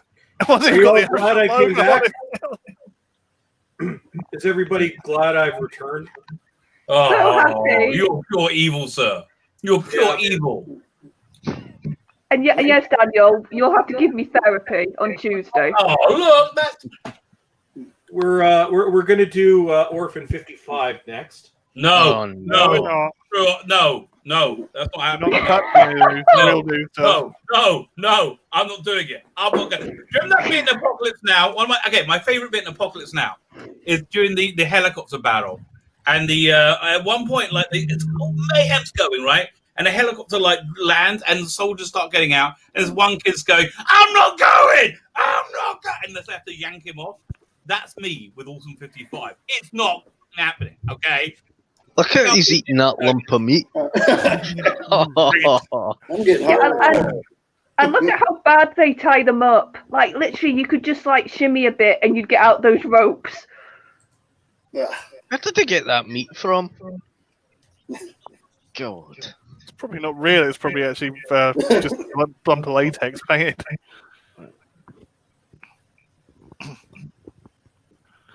Looks like a raw. Mighty's right. We shout out on Twitter.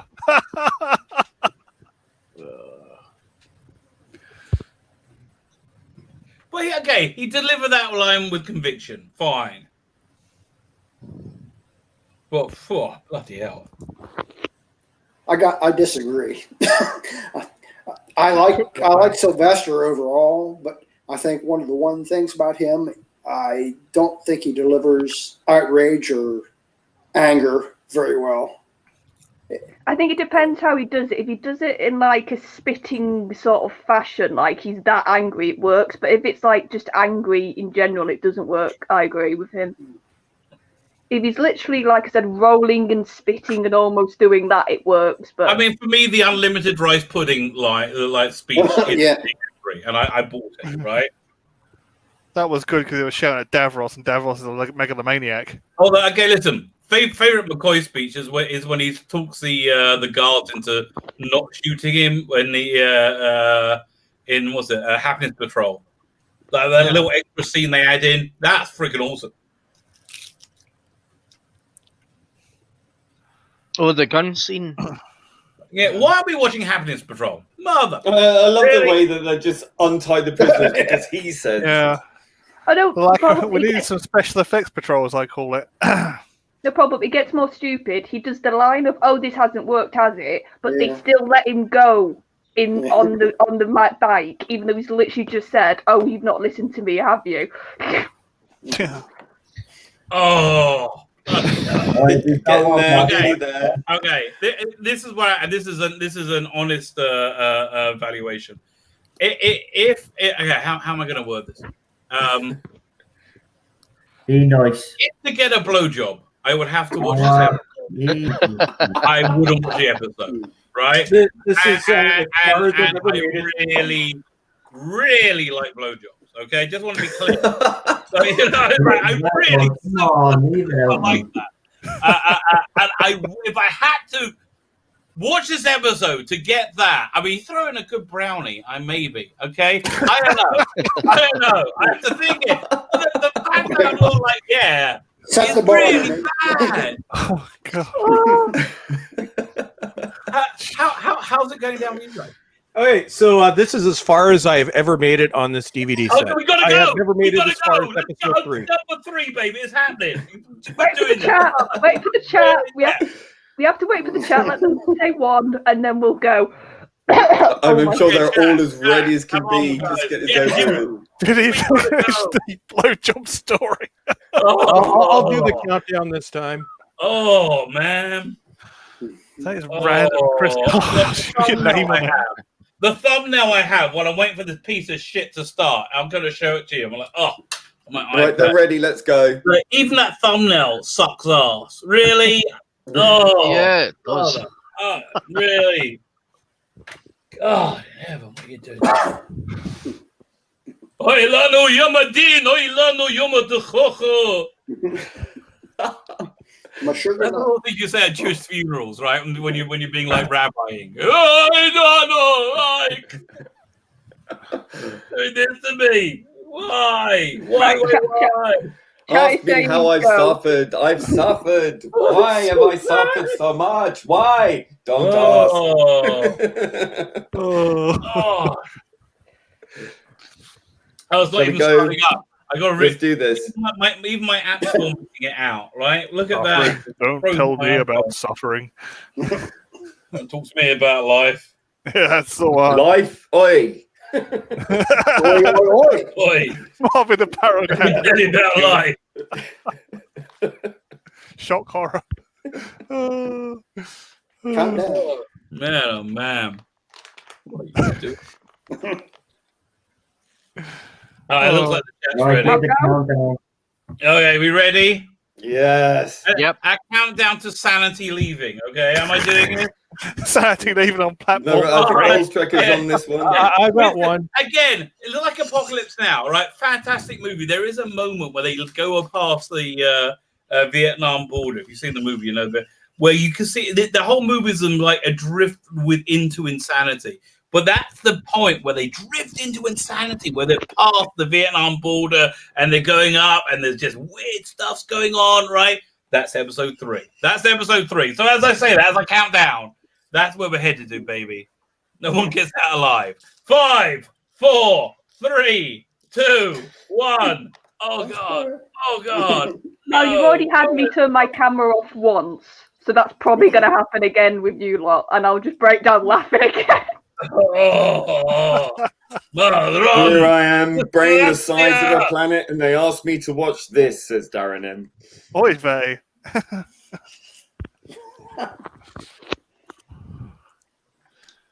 Oh. Okay. So far, it's not bad.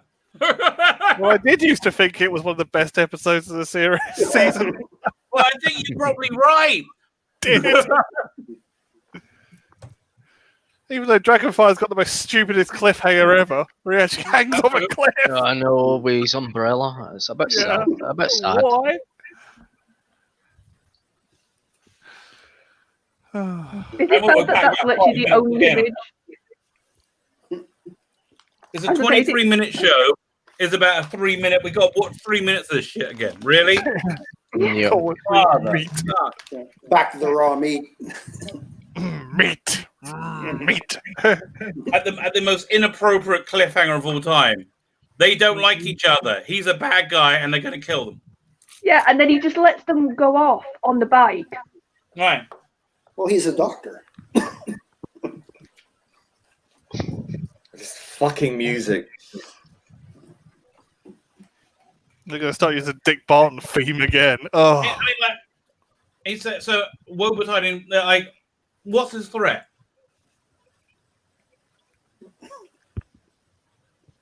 Douglas Simpson, this is not. Nope.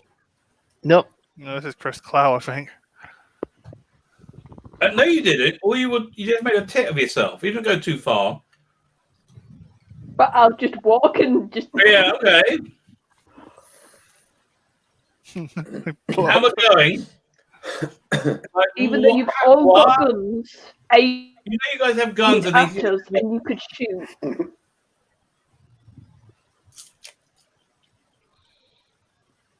Okay, so you shot a flare. Go now. Off you go. Come. You've been bad. Now you got to put on the sex collar. I don't want to put on the sex collar. No, you put it on the sex collar. Well, why do I put on the sex collar? We're going to sex you. No. Okay, whoa, they run away. They run away, and we're left with a sex collar. What are they going to say? Health and safety would have a fit over that. Now you can break your neck with You that. should be wearing T-shirts saying "so sorry." I love the music. So they're just somewhere in the world countryside with a sex collar and no story to explain it. Oh, well, there you go. I thought you guys did this in private. I just take these sex collars off. No, it's very naughty in public. Yeah, Is it stinky enough? Like my Oh, look, and it fit. The Yalom key fits perfectly. Oh, there you go. That's a bit of luck. Alien technology. Yeah. And, Yeah, exactly. Yeah, she's pretty talented, man. yeah, and I'm about to take you to a weird B guy for no reason. By the way, are we all agreed that Ray is a undiscovered lesbian as yet, right? Ray's clearly gay and she doesn't know. Oh, Dick Barn again. Oh my goodness. I'm scared to ask how you come to They could have shot them before. I don't understand. Because plot had to happen. Nah, she loved Billy. I was going to say, how have you got that angle, Rabbi? She obviously loves Billy, yeah. Yeah. She spent the whole episode goo-goo crying over the guy. Okay, this guy has dropped acid, and this is his trip. What's that Okay? white stuff? Acid, and this chick he thought was going to bang, right? This is just his acid trip. Yeah. That he's had a baby with her. Look at this. And then it was bees. I wonder how many bees died in the making of that scene. Oh, the poor my God. bees. That is another beautiful set. That's awesome. Come and see my lovely honey. And it's got a weird like, intro music, doesn't it? Like bang, like why? Why are you building up to this? This is Jar of motherfucking honey, you moron. There's nothing special in hell? the picture of universe. Just I'm a weird green alien chick. And I want to bang her. That's what you do. But yeah, no, let's go and stop and look at your honey. Maybe we'll bump into anybody with a sex collar. Honey's underrepresented. Oh yeah, that's normal. Well, the three. Yeah, come on, darling. Go on, they're gonna have to. Wonder what's in that syringe. Yeah. I'm not going to say. alien snot. Oh god, this is so wrong. Okay, what so now is going on? It's just probably just custard with a bit of green food colouring in it. Whoa! it's so unconvincing. You know, It's so breathtaking. This episode's like budget, not budget. I'm going to take some of the honey now. Nobody's going to know. I'm gonna drink it. Just gonna drink the green custard. Yeah. They got out the sex collar. You know we're going to sneak up with them and sex them with the sex collar. That's part of the Yeah, part. JNT's going a bit too far in this one. And listen, what's up with them? Oh yeah, that very subtle bug. do you know what this feels like? Do you know when you're a kid and you have that game when somebody starts a bit of a story and then the next ad-lib. adds on a bit of the story? Right. This is Andrew what this Venable is. says something pretty accurate. As bad as this is, it doesn't ruin decades of stories in its wake. It's true. It's true. It's a bad We episode. were able to all get over it. This is the best of a bad bunch. Ooh. I never I'm got trying to over think, should we watch Time in the Rani now? See how that compares. Look at how beat this shit even the police box That's the looks. one with the wanking booth. Oh right. Oh, don't say that to him. They had a wanking booth in Time in the Rani. I forgot about that. Yeah, the one where he gets his brain. It's like he's taking his brain out. Yeah, and having a he wank. says. I forgot about that. Very The good wanking point. booth. No. And he got the Rani's flying balls. You like those? Crazy. What the hell? And like, yeah, they look like they just don't give a shit anymore. They're like, yeah, it's gonna ride, motherfucker! The cows. That's what's going the on. Is Sylvester McCoy wearing glasses?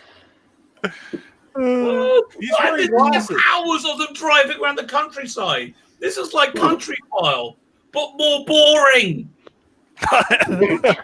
Oh no!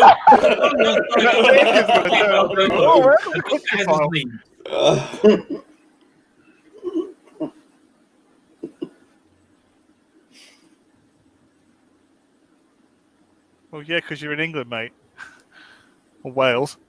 Oh, this is so. And also, so what are those two? Are they? What are they? FBI? What are they supposed to be? American agents of some type. Yeah, and they're incompetent. And also we've brushed it over. So those two idiots that you don't know how long they've been in Wales got a phone call from the president. Right. I looked at special effect. Yeah. Oh my god, it's so. It really isn't like on 8 brain episodes. You got to turn your 8 brain off. Go on, okay, that's convincing. I'm going to use that periscope. Like, really? With my day-glow glasses. Shit. I can't see through it. It looks like a porn movie, doesn't it? That's like looks like it was shot in VHS. Yeah. I mean, she looks like a porn star, doesn't she? She's got no she acting acts like talent. one. Yeah. Yeah. I think he's going to get a horror banger. These are the guys who put up the money for the porn star, and they're like, we're going to get you. Oh, Mel's got she's a competitor there for Mel. It's like Mariah Carey. Oh no! Imagine though being the kid Imagine like being the kid in school, and if any other kids watched it, they were like, "Oh, you're the weird screaming alien girl." Firecrackers. Everyone would be like, "What the hell was that I watched last night?" Yeah, what were you doing last night on telly? Hey, but she was in Doctor Who then. Oh, yeah, and I hope her parent gave her a very nice present as like compensation afterwards. Goats ain't bothered about a spaceship. God, that must be the most terrible spaceship in the history of Doctor Who.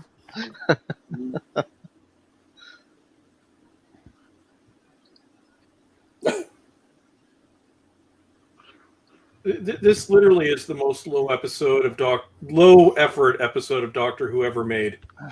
I don't think it's low effort. I think it's just. Oh no, it's terrible, but it's also low effort. I don't think it's low effort. I just don't think there's anybody's got any rhyme or reason what they're doing. Yeah. Like I think they're doing their best with it, but like. Yeah. What the hell? Like they made it up as they were beard, isn't it, Rabbi? Right, and there's all this driving in the countryside. You know, Almost Alien like 3, they literally wrote it as they filmed it. That's probably what happened here. Yeah. Yeah. It's like Mad Libs, isn't it? You should qualify that most low effort in the classic era. And I have to ask, is this all the Bannermen? And Charlotte, you're right. Why do the Bannermen want to destroy the Shimmerum? What is it they don't like about it? They never say. I don't like you. I took that. I mean, they were willing to smoke a whole bus of innocent people. Mr. Dibble. It's like, for no reason. That they built, like, oh god, this is such shit. Hey, it's Professor Dinkles. What do you do with them? Don't hurt the goat. Even the poor goat's like, just leave me alone.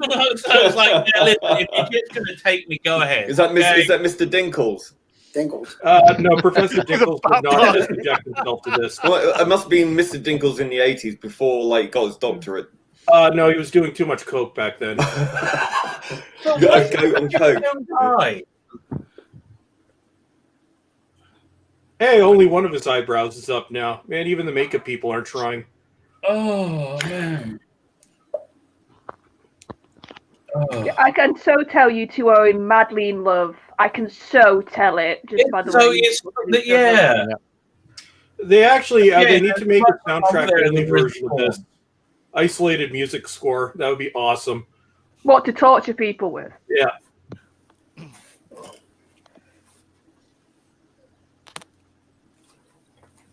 I mean, just look at that crew behind him. It just looks like the most horrible Scooby Gang in the world. Yep. Yeah. And all of them are like, "Oh fuck, I'm never going to live this down ever." They are. They're like. I mean, the trap is set aboard, set on top of the TARDIS. I mean, that's a bit stupid. You just go round the TARDIS. I know it's all right. You draw the line in 5 minutes, just so people know. Yeah, it's a shame really because whenever they have Martin Clunes on a TV show, right, they show the clip from Snake Dance, right? On the Now, which is actually a very good story. It's actually a really good story. This is the story that makes you feel like that this is, right? Yep. Yeah, they're just shooting at a brick wall. Now they're going to go, right, let's go in. Yeah, just randomly shoot a brick wall. Just not scan it. We've got scanners. No wonder they want to kill the now Shinra. There's that lollipop in the background. Yeah. Then they're going to go in and they're going to get covered with honey and the bees are going to start. We're going back to the award-winning Literally, it's like they were driving on the road. Okay, we just filmed somewhere. Okay, this place is abandoned. Okay, that works. Yeah. Wow. No! Oh, I forgot about the hunt, honey. Honey's what a waste of honey. I mean, defeated by honey. I mean, are they allergic to honey? They just blew the entire killer bees. That's the bees are going daft because the honey, they're starting to swarm. Oh, jeez. Oh, God, I've got a cough now. And this was what's his name's plan, right? He's taking stuff in a syringe as well. Vaccine. They haven't been eating that, have you? Hi, my name's Delta, and I'm not a porn star anymore. And also, how long has this guy known this woman, and he's literally willing to rewrite his DNA? Yeah. It looks like I might be able to bang you. Let me change my DNA. I mean, really, darling, it's not that hard, okay? There's plenty of fish in the sea. Take a chill pill, okay? Like, look, that girl Ray, she's primed and ready. She's ready to go, mate. Yeah, I understand. You just got to make her not talk, okay? And then it's all fine. And also, he's not a bad-looking lad. Put a pillow in her mouth. You'll be fine. No, and also, he's not a bad-looking lad. I can understand it more if he was like a weird, like geeky guy. But he's like a good-looking. He can sing. He's got a lot going for him. Yeah, why? What kind of accent does Ray have? It's Welsh, apparently. Welsh? Okay. Is it? Yeah. She doesn't say she's not that really Welsh, because she doesn't say luck 100 times. They're just to kind of make it go along now, aren't they? They're like, yeah, what the fuck? Yeah, it looks like it. They have a dog sitting on a chair, and he's behind McCoy now. Even the dog is like, what the fuck? Yeah. There he is.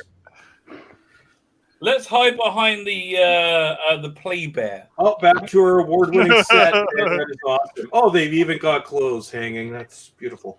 Look, I'm like, look at that attention to detail. Yeah.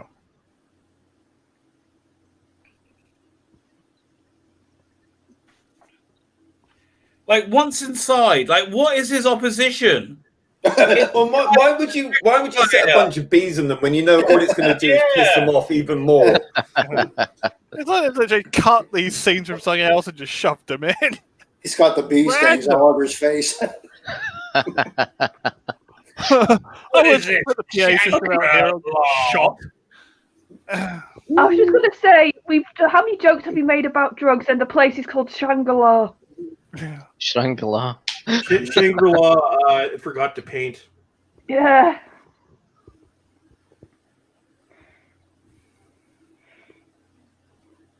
This is just shit. Yes. Remember, you defended this in the first episode. I did. I did. This is just shit. Still, I want to stress how shit this is. I'm turning down a blowjob. You're welcome. I'm like, yeah, no thanks. I'm okay, darling. Oh, again with the screaming. Listen. Okay, this is what I would do. This is what I would do. I would see if I could trade it in and get a hand job and Attack of the Cybermen. Okay, can we do that? Man, you are a dirty Can rabbi. we meet in the middle? Got Attack of the Cybermen. Yeah, here's my question as well. Oh, he's going to trip it.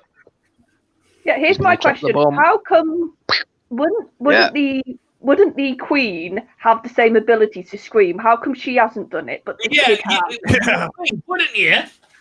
But we can think. Her voice All broke. they need really is Mel just to scream, and that would have had twice the effect, half the time. I wanted to add a point. We had it's a 23-minute episode. We had a 3-minute recap, right? And now we've finished, and we've got 5 minutes to go. Yeah. Oh yes, you've won. Well done. And it still doesn't explain why the Bannermen are after Carlton her. choked his head off and he regenerates. No. Oh god. I mean, even they look depressed. Like, look at them tied up. Like, yes, have we finished now? Really? Why are they tied? Like, really? Have you ever met human beings? They would not be like, yeah, okay. They just get up and push the rope up with their arms. And go, Exactly. Like, Why? oh dear. Dude, what is up with the gunfight? The gunfighters look you? like You are. Yeah. They couldn't even afford a real goddamn Stratocaster. It's a fucking Squire. Yeah. I don't even think they're available then. It's a goddamn Squire. They weren't You available could then. spend the extra $100 to get a Fender Stratocaster. You bastards. They even spent 20 quid for a Deek or a Decal. You can get Fender Decals. And B guy, because we had to have another scene with him talking about bees. To his new boyfriend, an American guy. Here we go. Chew up the woo. Look at the sweat marks under his coat. I mean, they're really dripping off him. Sweat marks. Why are they taking the Bannerman with them? Yeah, we're just going to No take this idea. on. What for? No reason.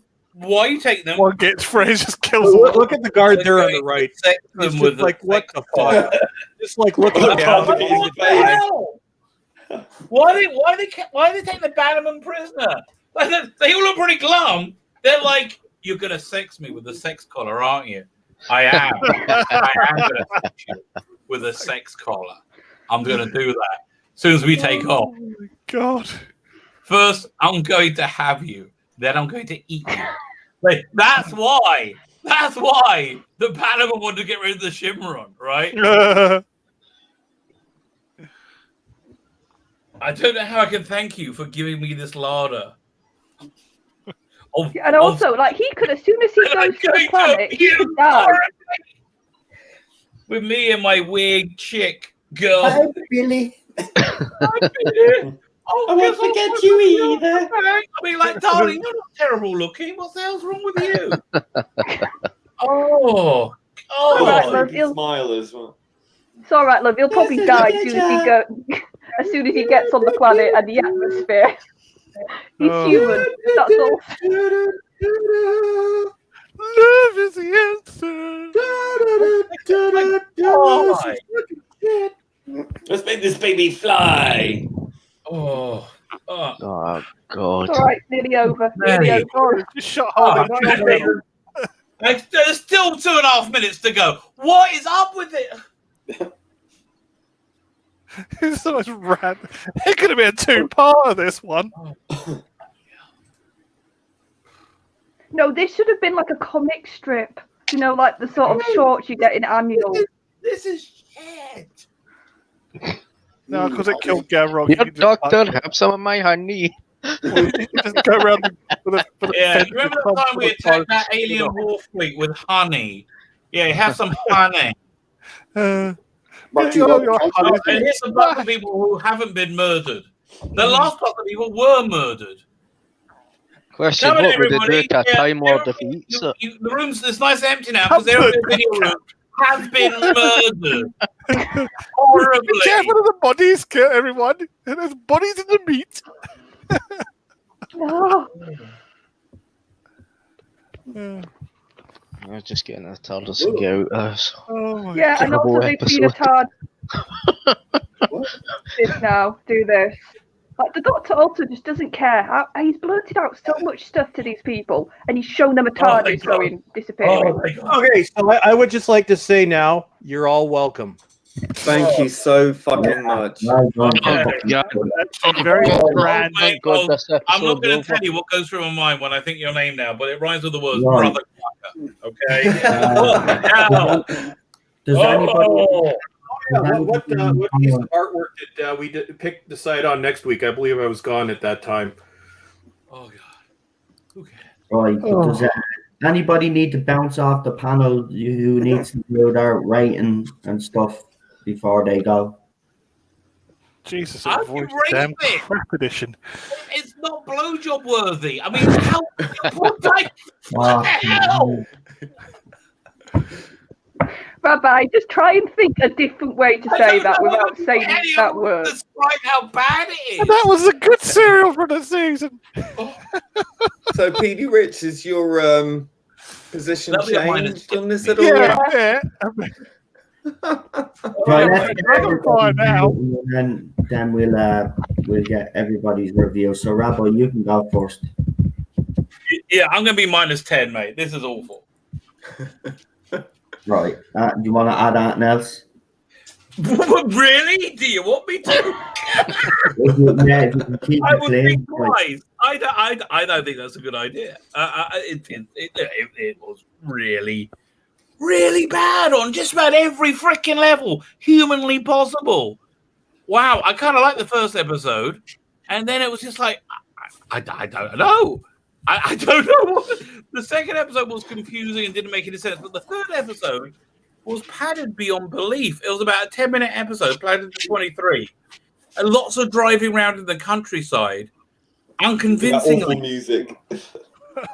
It was like porn. Yeah. Charlotte? My point still stands. What the hell did I just watch? I can't give it a score because I can't bear. This is one of the few times you've seen me not know what to say. I've had to turn my camera off twice because I was literally wetting myself. So I just jumped out.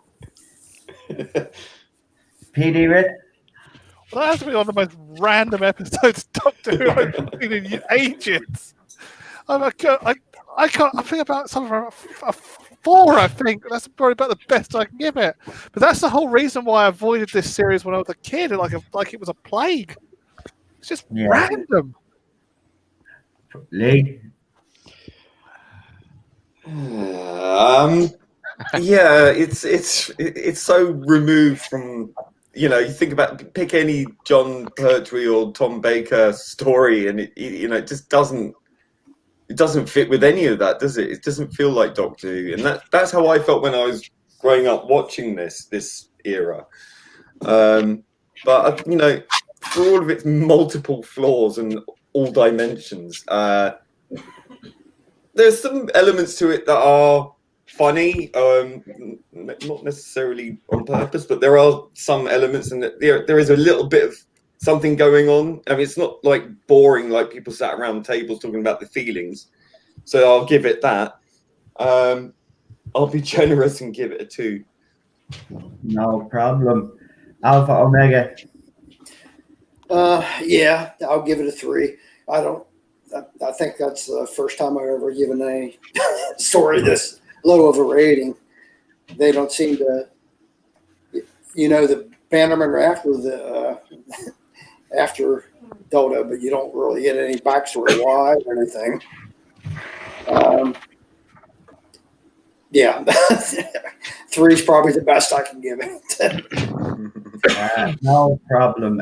Real Super Doctor. I would give it a 0. I mean, this serial was one of the worst serials of Doctor Who in the McCoy era that I've ever seen. I was actually thinking that Paradise Towers and Time in the Rani were quite borderline rubbish, but this it's just there's nothing really in this for me. It's just not Doctor Who. It's not my ideal episode of Doctor Who. It's very much like it's like nobody cares. They're just doing it for the sake of doing it and no It's caring filler. about what they're It's a doing. filler I mean, story, isn't it? it's all clobbered together and it's just a huge mess. And none of the plot makes sense. I mean, None of it. That's it. Oh my god! No, it just completely It's falls just to like, bits. what the hell is going on? I mean, it's just like it's just I want to tell you. you've got these the Bannermen are after this Shimmeron queen, and then she's got a baby. She obviously kidnapped this baby and took it away with her, and then obviously it all went to the it was her baby. That was a Shimmeron baby because they look like I'm one really of the confused about Must have gone over the daddy already. Right. Ow, my head. And then going to a holiday camp. I mean, yeah, it is a bit. And then the music. Then the music. It just went over the top. Really destroys me. First episode, I thought it had potential. This gets a -7 though from me. It's absolutely. I agree with everybody. This is just absolutely rubbish. It's not Doctor Who. It's not. It's Doctor Why from anything that resembles Doctor Who. This was someone on an acid trip. You skipped me, Noel. But no, I'm giving you the last word because you picked this abomination. Andrew Cartmel was on an acid trip. But listen, as I said, I've nothing more really to add. Everybody has kind of expressed me feelings. This is rubbish. So, Ballstreck, as you were the man that picked this, you get the final say on this story, and you also give your rating as well. Well, I give it a fucking 0. 0.5. I've been going on for years about how bad it is. Nobody believed me. Now we've watched it. Now you've seen it. Again, But you have to prove yourself right. Really? I would have guessed right. We believed you in the beginning. 32 years ago, this broke young Ballstreck's heart because this was his reintroduction to Doctor Who after the Colin Baker era. And 32 years later, I hate it just as much as on that first viewing. It makes no sense. It's horribly acted. I honestly think, God, who wrote this? Written by Malcolm Cole, directed by Chris Clow. So I'm convinced that Malcolm was just making this up as it went along. The acting is terrible. The sets are a goddamn disgrace. They couldn't even bother painting them. Right. It's just the soundtrack is. But the one thing I will give Delta and the Bannerman, it's almost so bad it's good territory. It's that fucking terrible. It would have been better as a cartoon comic strip. No, even that couldn't save it. It's just garbage. And even later on, John Nathan Turner admitted that not everybody can write an episode of Doctor Who. Oh, yeah. We learned that chagrin, didn't we? Here's to the future.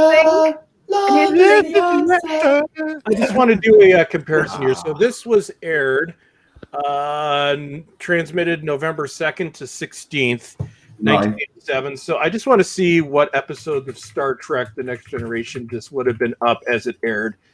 Just to give you, now I don't like the first season of TNG, but But okay, Star Trek The Next Generation season 1.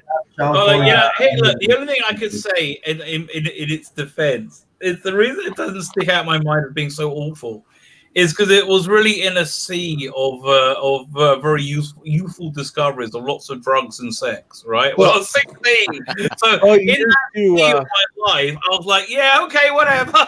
I remember not liking it, but everything else was so good, you know. So, well, here's to put it in perspective. So, episode 1 was up against Lonely Among Us, which isn't that bad. Episode 2 was up against Justice, which is god awful, but genius compared to this. And episode 3, so the one we just watched, was up against The Battle, which might be the best TNG. That was good.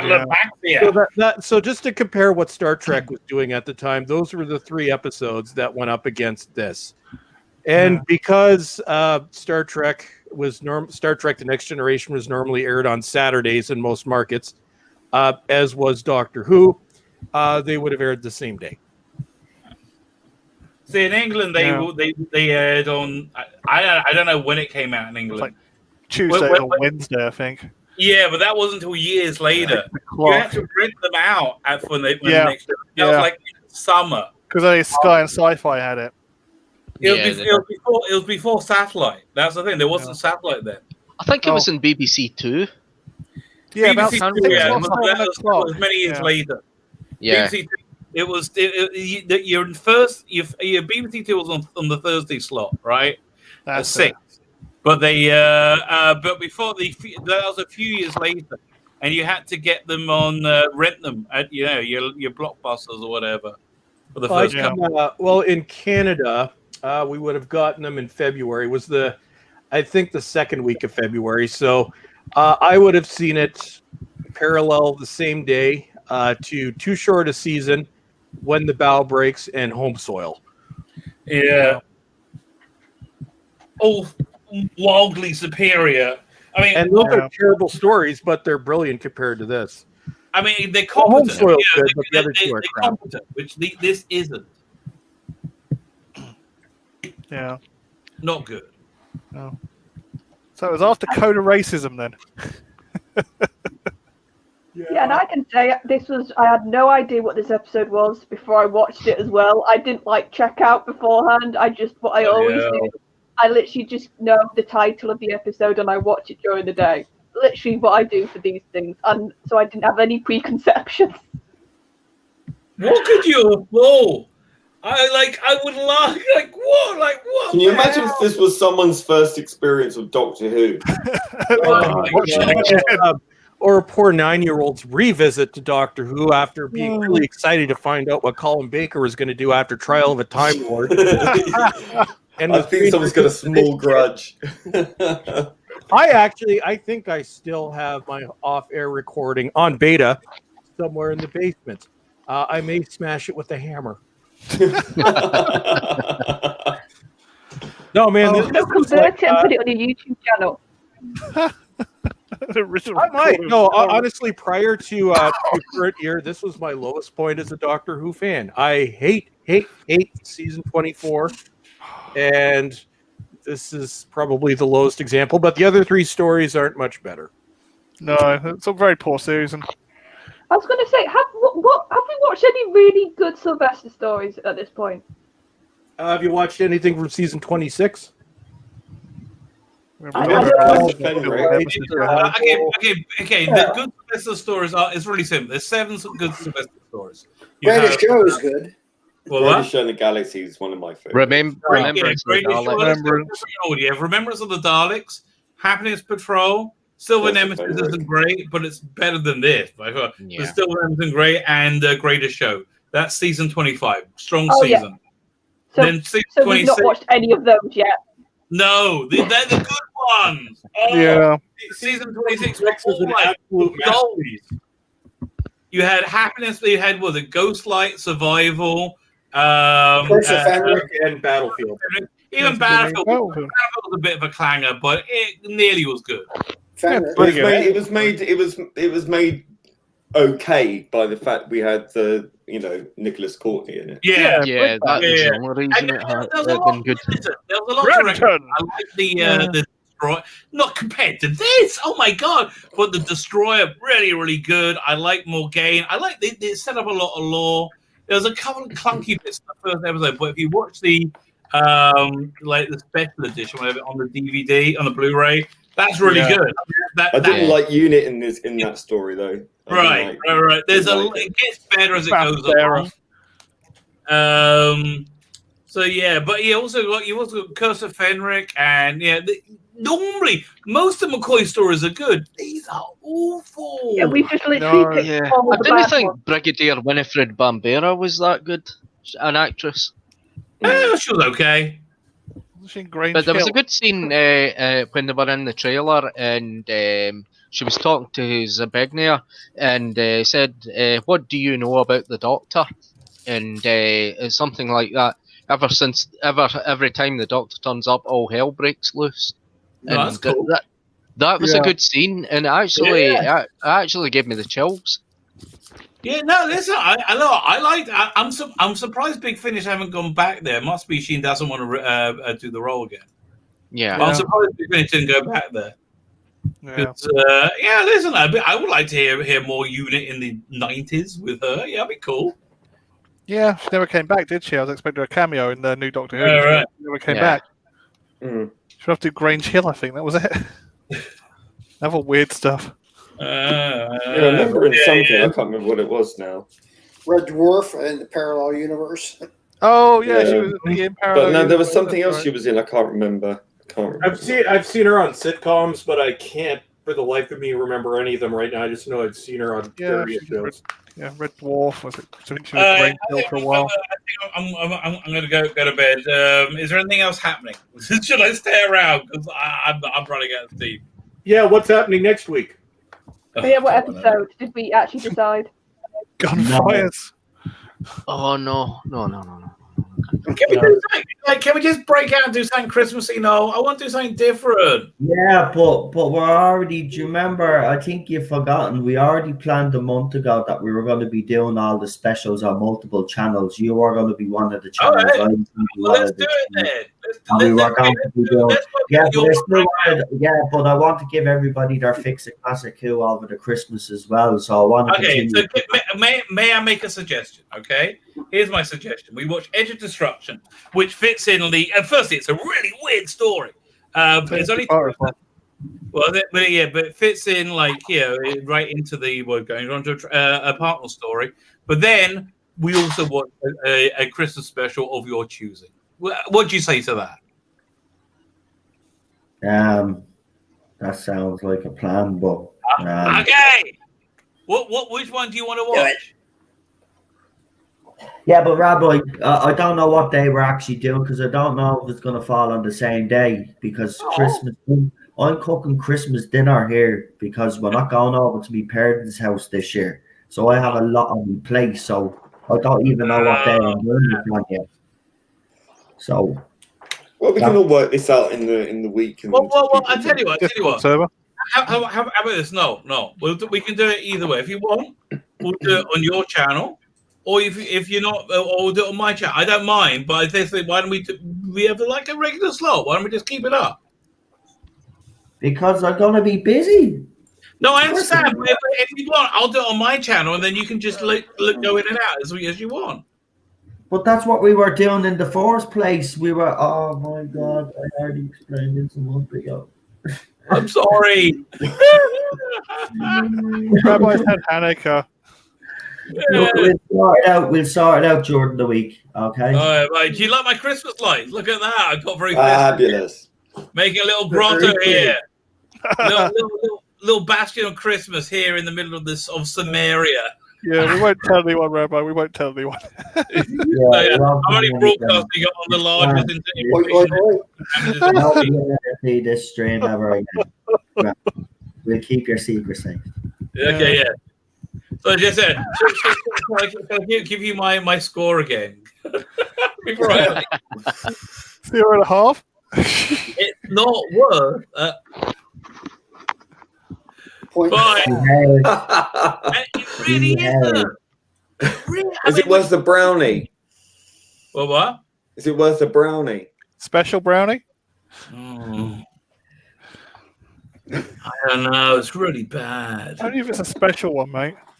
Special. I don't know. It was like a magic brownie where it didn't have any carbs. I'll be like, A brown starfish.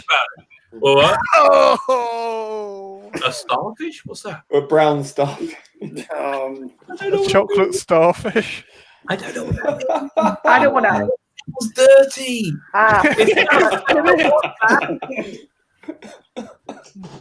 Should I Google it or am I going to regret it? Oh, you'll probably regret it. I don't want to know what a chocolate starfish is. It's Said the man who probably talks very about, you dirty. know. Yeah, I don't need to know these things. But oh, by the way, let's talk about Trust me. a Big Finish being Christmassy. One Christmassy story, I got to do a video on it, which nobody talks about, is Damaged Goods, which is an adaptation of Russell Lee Davis's story, New Adventure. It's really freaking good. It's a Sylvester McCoy story, all set on Christmas, really creepy. I love it. I like it a lot. I should do a video on that. But yeah, so I got my little before I go. But I have a little bit of good news. My power's going to be out for 4 hours tomorrow, so I've just loaded up my iPod, my old iPod, with all these Big Finish stuff I haven't listened to. So hopefully, a lot of reviews coming this week. Cool. And what's that story? What's the name of that story? That Sylvester McCoy one? It's called Damaged Goods. Damaged Goods. Wow, sounds interesting. Oh yeah. Oh, and, no, I got a tweet and here I from sent Big it to you Finish. again. The Donna Noble series. You will love that, especially if you're doing lots of cooking and stuff. Yeah, I'm going to send you the link again. Hey, I just got a tweet here from Big Finish. You know what's coming out? Wow. Stranded 2. Oh yeah. Oh my god, I can't wait. I got it on pre-order, baby. Really? Oh, they're going to talk We're gonna about say bills Dalek and Special taxes Edition. again, and you know, identities. Probably. I don't I've know.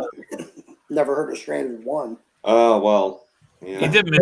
Good for you, Alpha. Don't even research it. I Don't thought you were even going to say Don't do it. bother. Dalek Special Edition.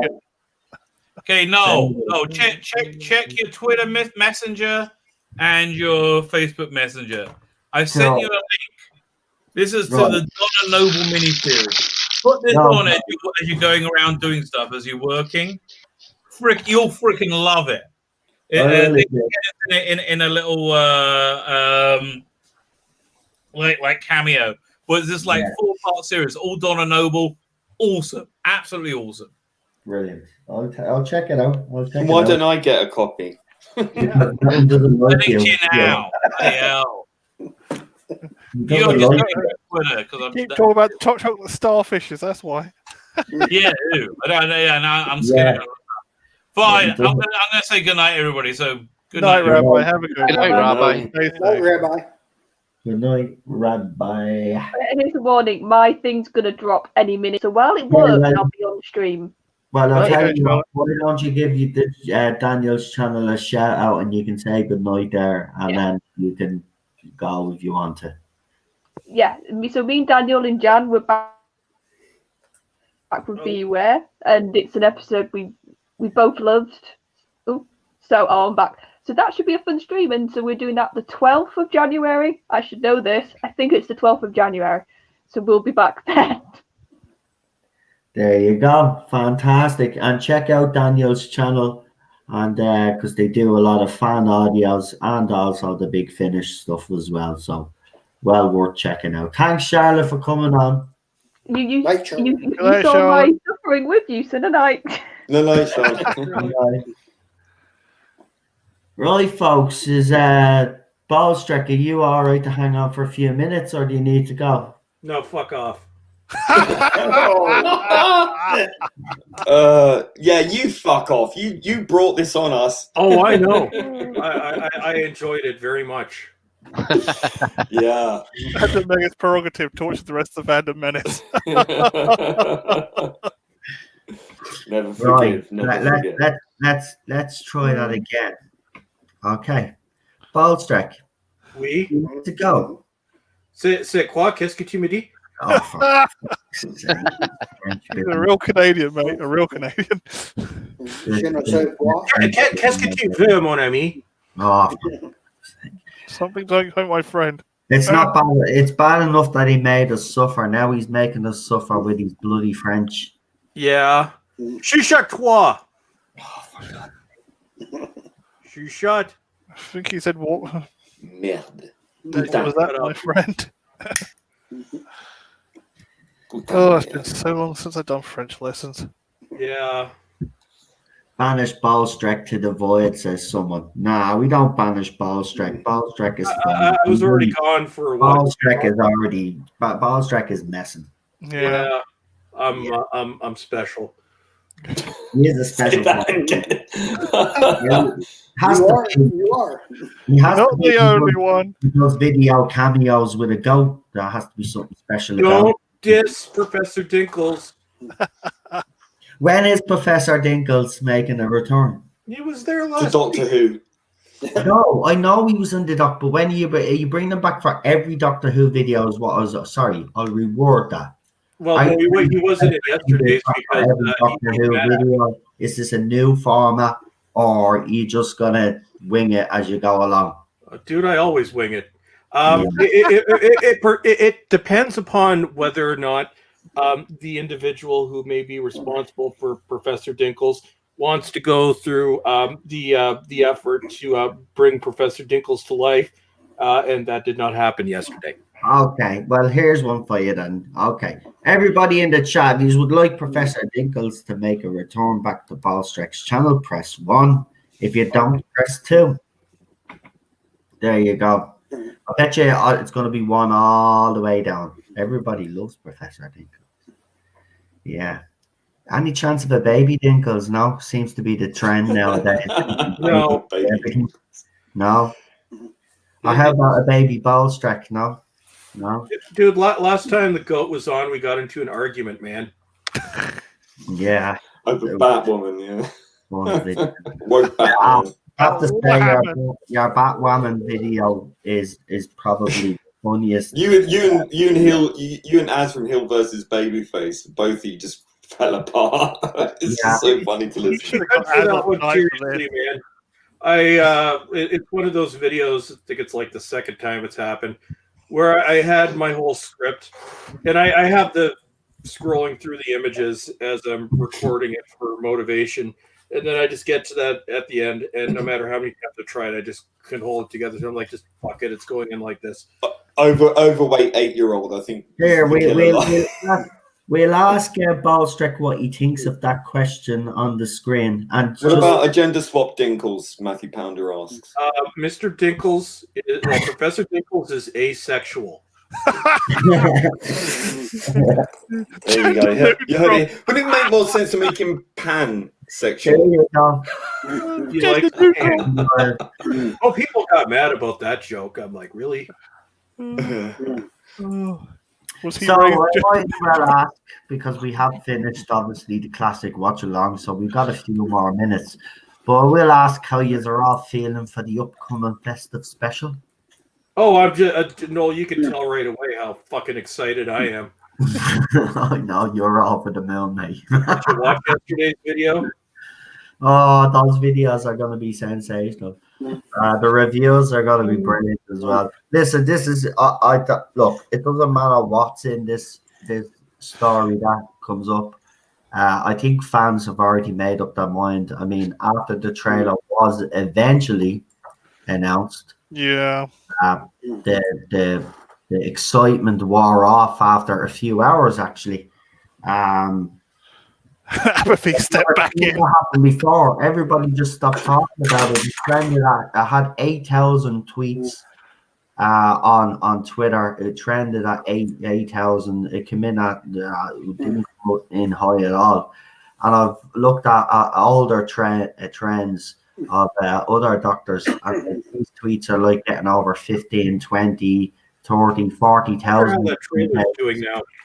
Show is dead. You can check Google Trends and all this. Just Google Doctor Who and shit. No. Doctor Who Revolution of the trailer. God, such a Alpha Omega with a $30. Okay. Here we go. So the official Doctor Who website.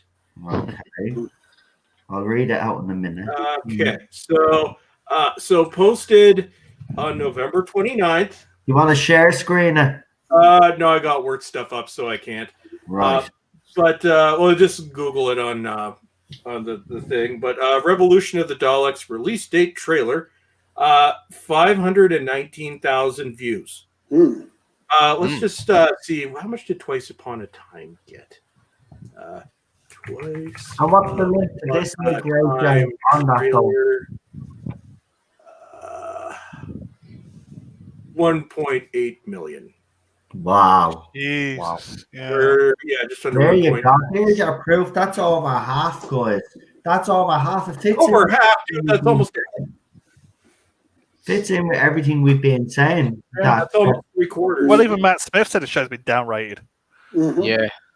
It's let's see, what was the let's go back to Twice Upon a Time. We'll do The Doctor, the Widow, and the Wardrobe because I hate that story, but just for comparison. Yeah, it's one of the weakest specials, and I agree with you. I don't like that one Let's myself. go back to Adrazani. No, I don't like that That's one about it. myself either. Okay, so The Doctor, the Widow, and the Wardrobe.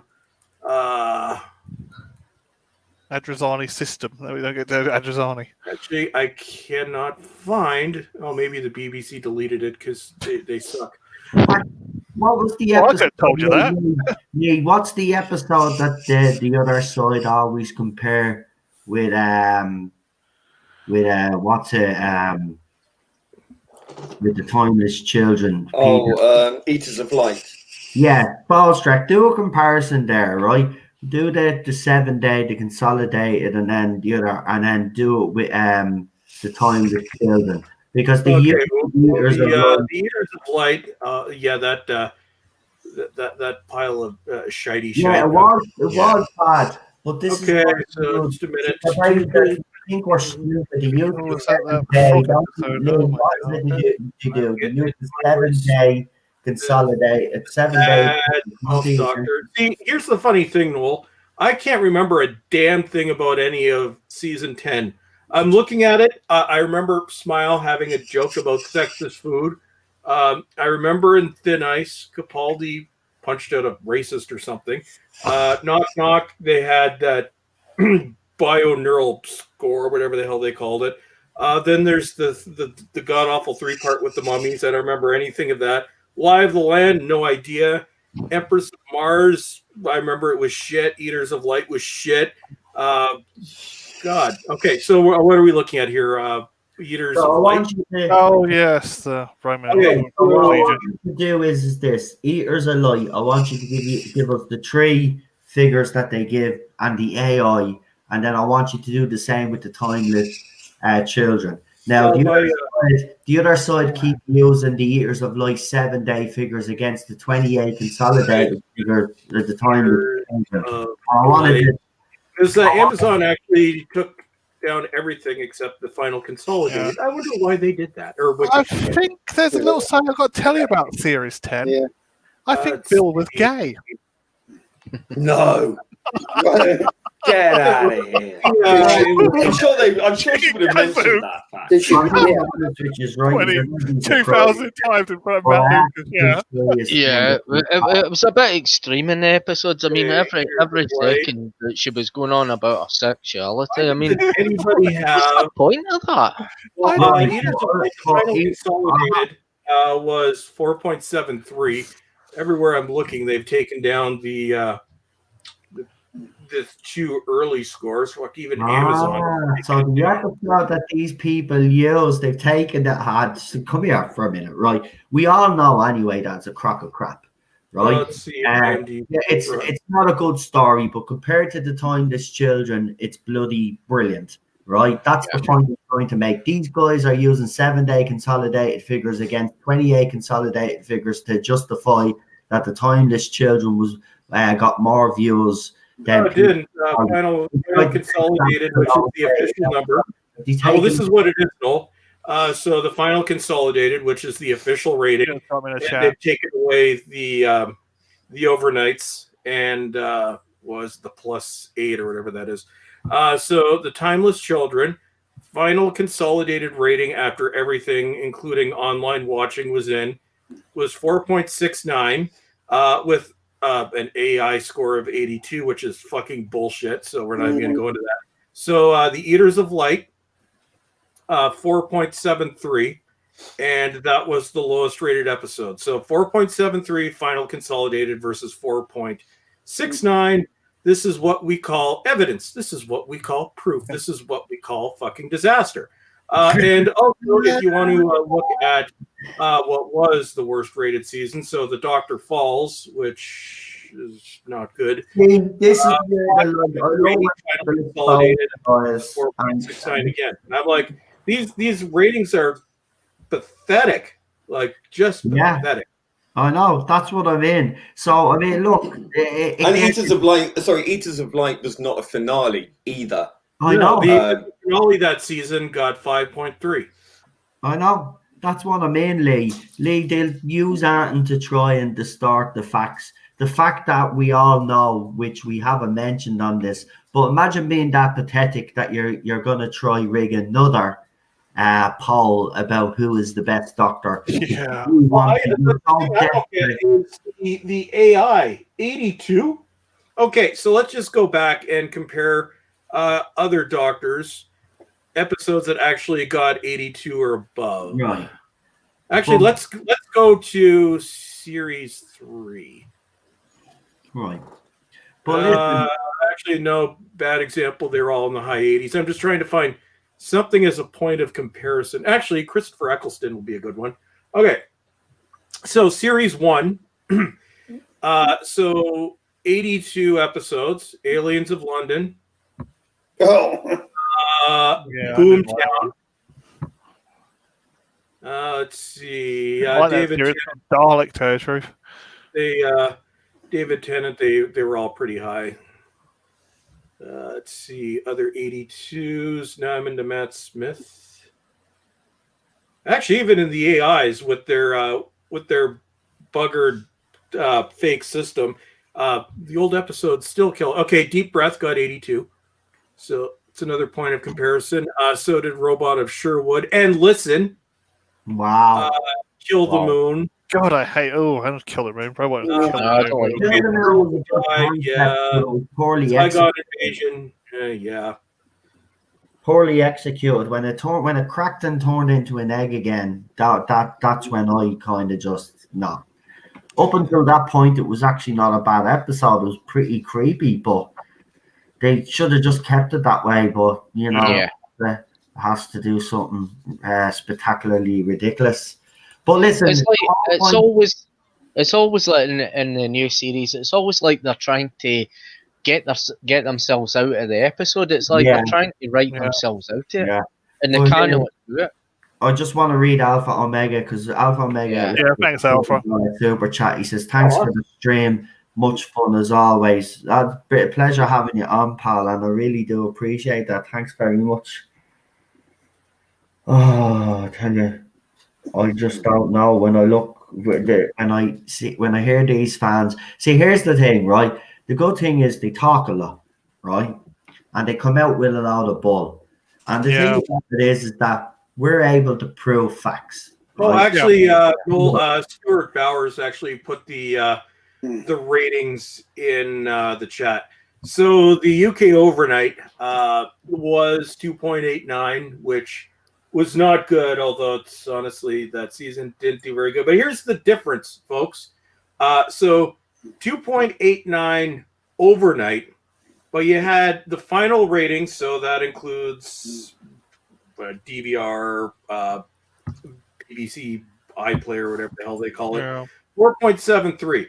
So even though that episode was terrible, you have almost 2 million people that decided to watch it after the fact. Afterward, the fact, which is very good though if you think about it. The thing that the excuse they always use is viewing patterns have changed. Yeah, they are. Here's an example.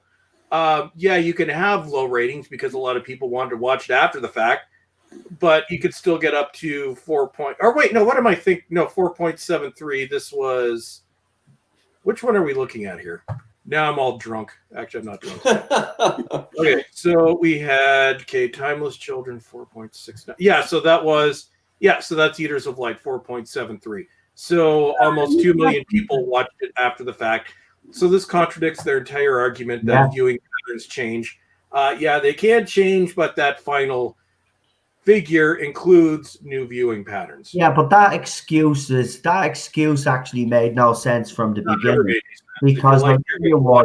The rating system actually takes into account the change of TV. Well, yeah, that's why you're looking at the 7-day overnights and the 28-day consolidated figures. That's why we have all of those. Doctor Who news. I can't wait to hear their excuse for next. Again with another $20 super chat. He says, "No problem, my pleasure." Again, thanks very much. I really appreciate it. Okay, so I can't wait to hear what their excuse is this time around. Well, they won't have an excuse to hide behind this time, but that's the thing. I don't think they got a corporation to hide behind, mate. Here's the thing, Lee. They don't have anything to back them up.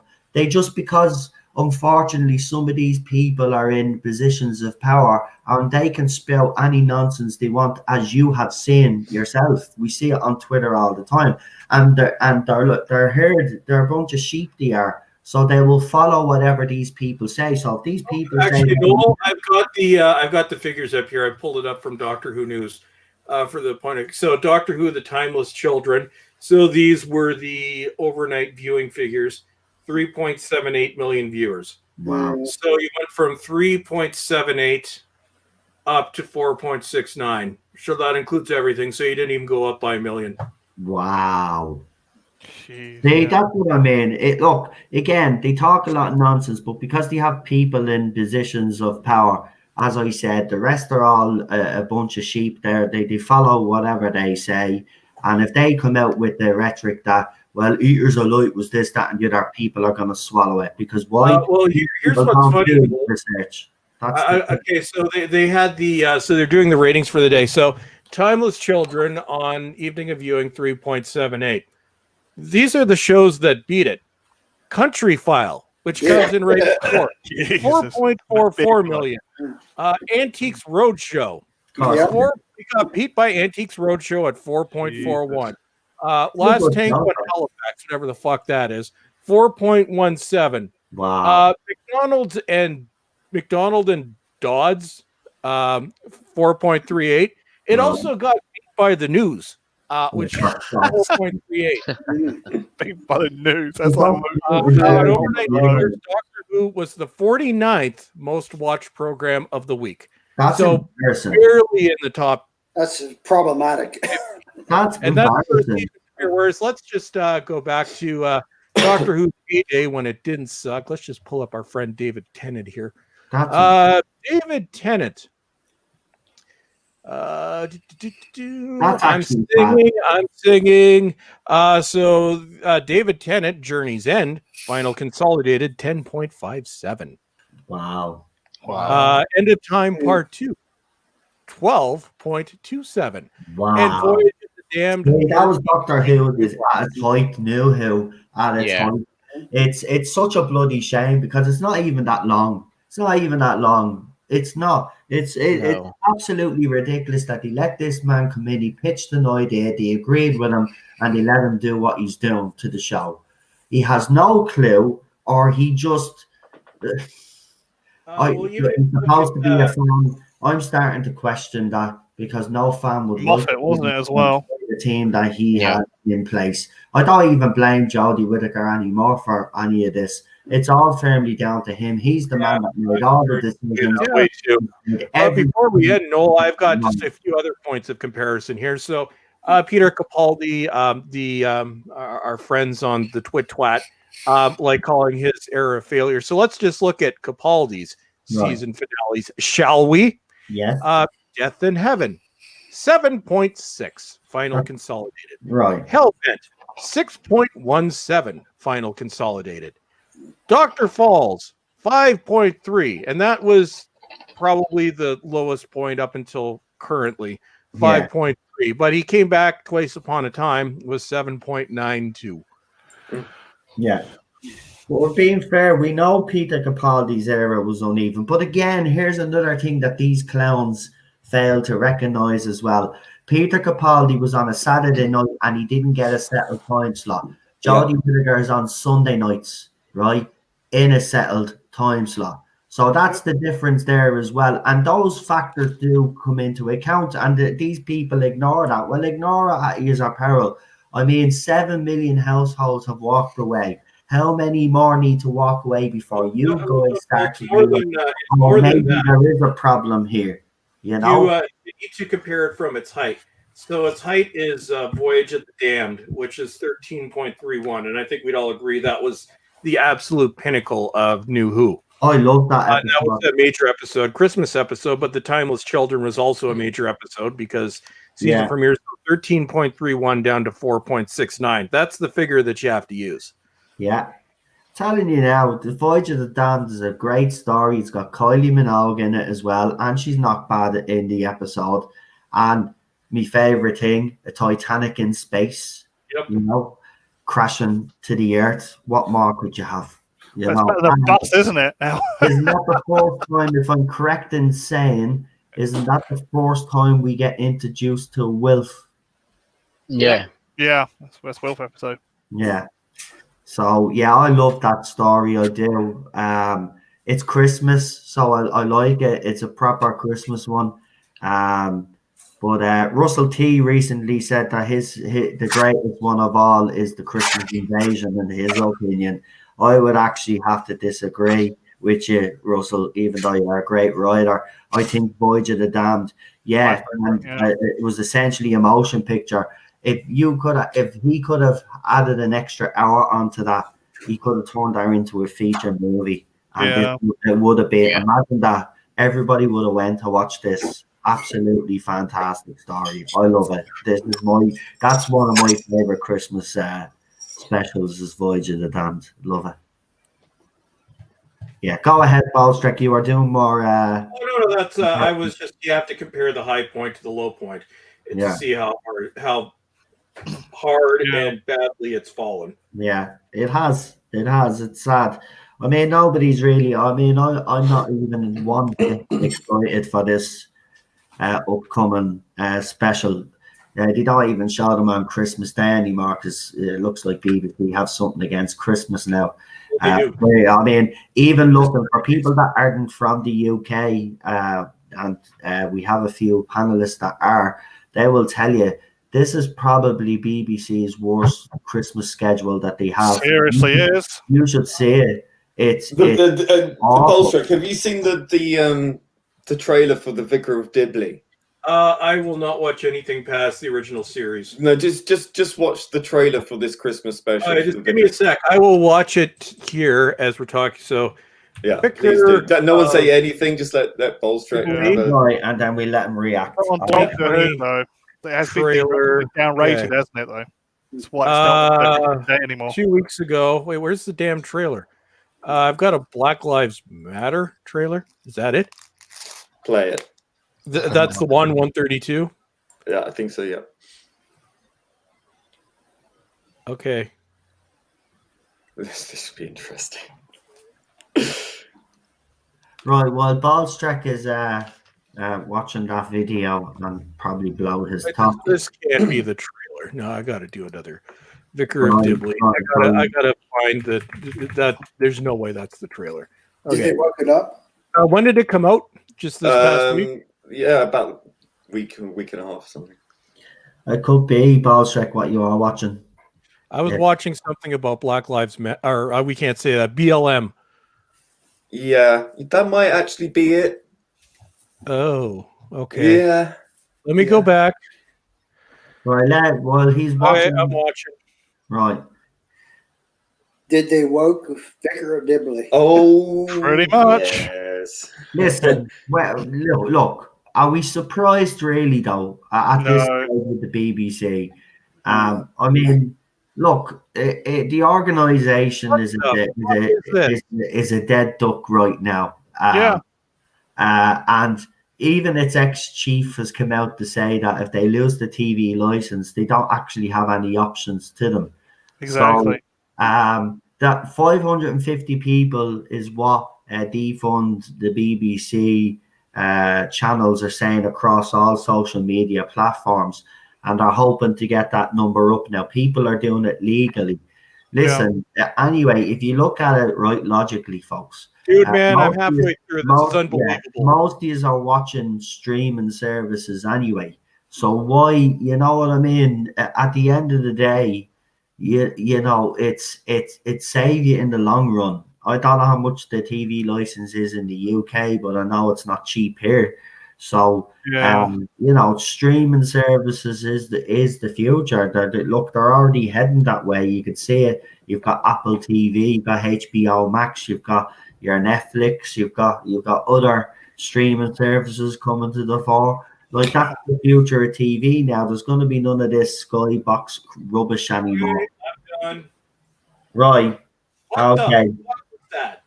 I haven't watched it myself, so I can't react. It's holy shit, political wankery. Okay, so I haven't Big watched one, the yeah. DVD set in a couple of years, but it's going in the box next to Doctor Who. That was fucking awful. Like the BBC aren't even they're not even trying to hide it anymore. Nah, see, this Holy is what they're shit. doing. Different wokery, We're isn't it? Marxists. You know what they're Yay! doing? Do you know what they're doing? Right, you've got all these famous shows that BBC have put together throughout the years, right? And anything that's been popular or edgy with its comedy, what these people are doing, then they're going and say, well, you can't do that anymore. So Yeah, they're the ultimate conformists. They are, Yeah. you know, these anti-establishment people when they started off in the early '80s are now the establishment, and they're Yeah. clearing out. It's Yeah. I haven't watched it in a few years because I love the early episodes, so I refuse to watch it because it's still BBC. Has Mrs. Brown's Boys gone woke? No idea. I won't watch I don't think so. Don't think it has. No, Because it's still on BBC, but I think it's BBC Scotland. No, it's BBC Ireland. Well, No. see, Brendan O'Carroll is Irish, so I'd be very surprised if he did. But if you know, he just does his comedy, and Yeah, because he had a huge massive motive, didn't he? he doesn't go overboard anyway. I mean, I'm surprised they haven't tried to cancel him because, you know, Yeah, But well, they you try to know- get him being a woman. you know how they could get around that though, if they wanted to wokify it. Well, one of our sons is a priest.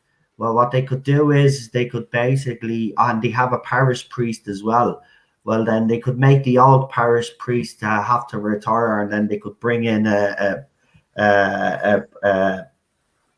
as you would call it, Ballstrick, a diversity hire in its place, and then start going from there. But I doubt it because Brendan O'Carroll, look at he's famous over here for decades. He's already getting through The Mrs. woke one Brown's could justify Boys, it but because it's a dude dressed as a woman. yeah, Which he is did.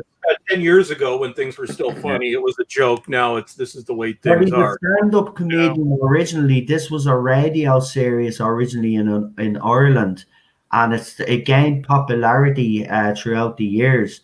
So what he did was then he brought it on the road. So before Mrs. Brown's Boys even ever existed as a TV show, he was actually touring it all over Ireland and the UK as a kind of a play.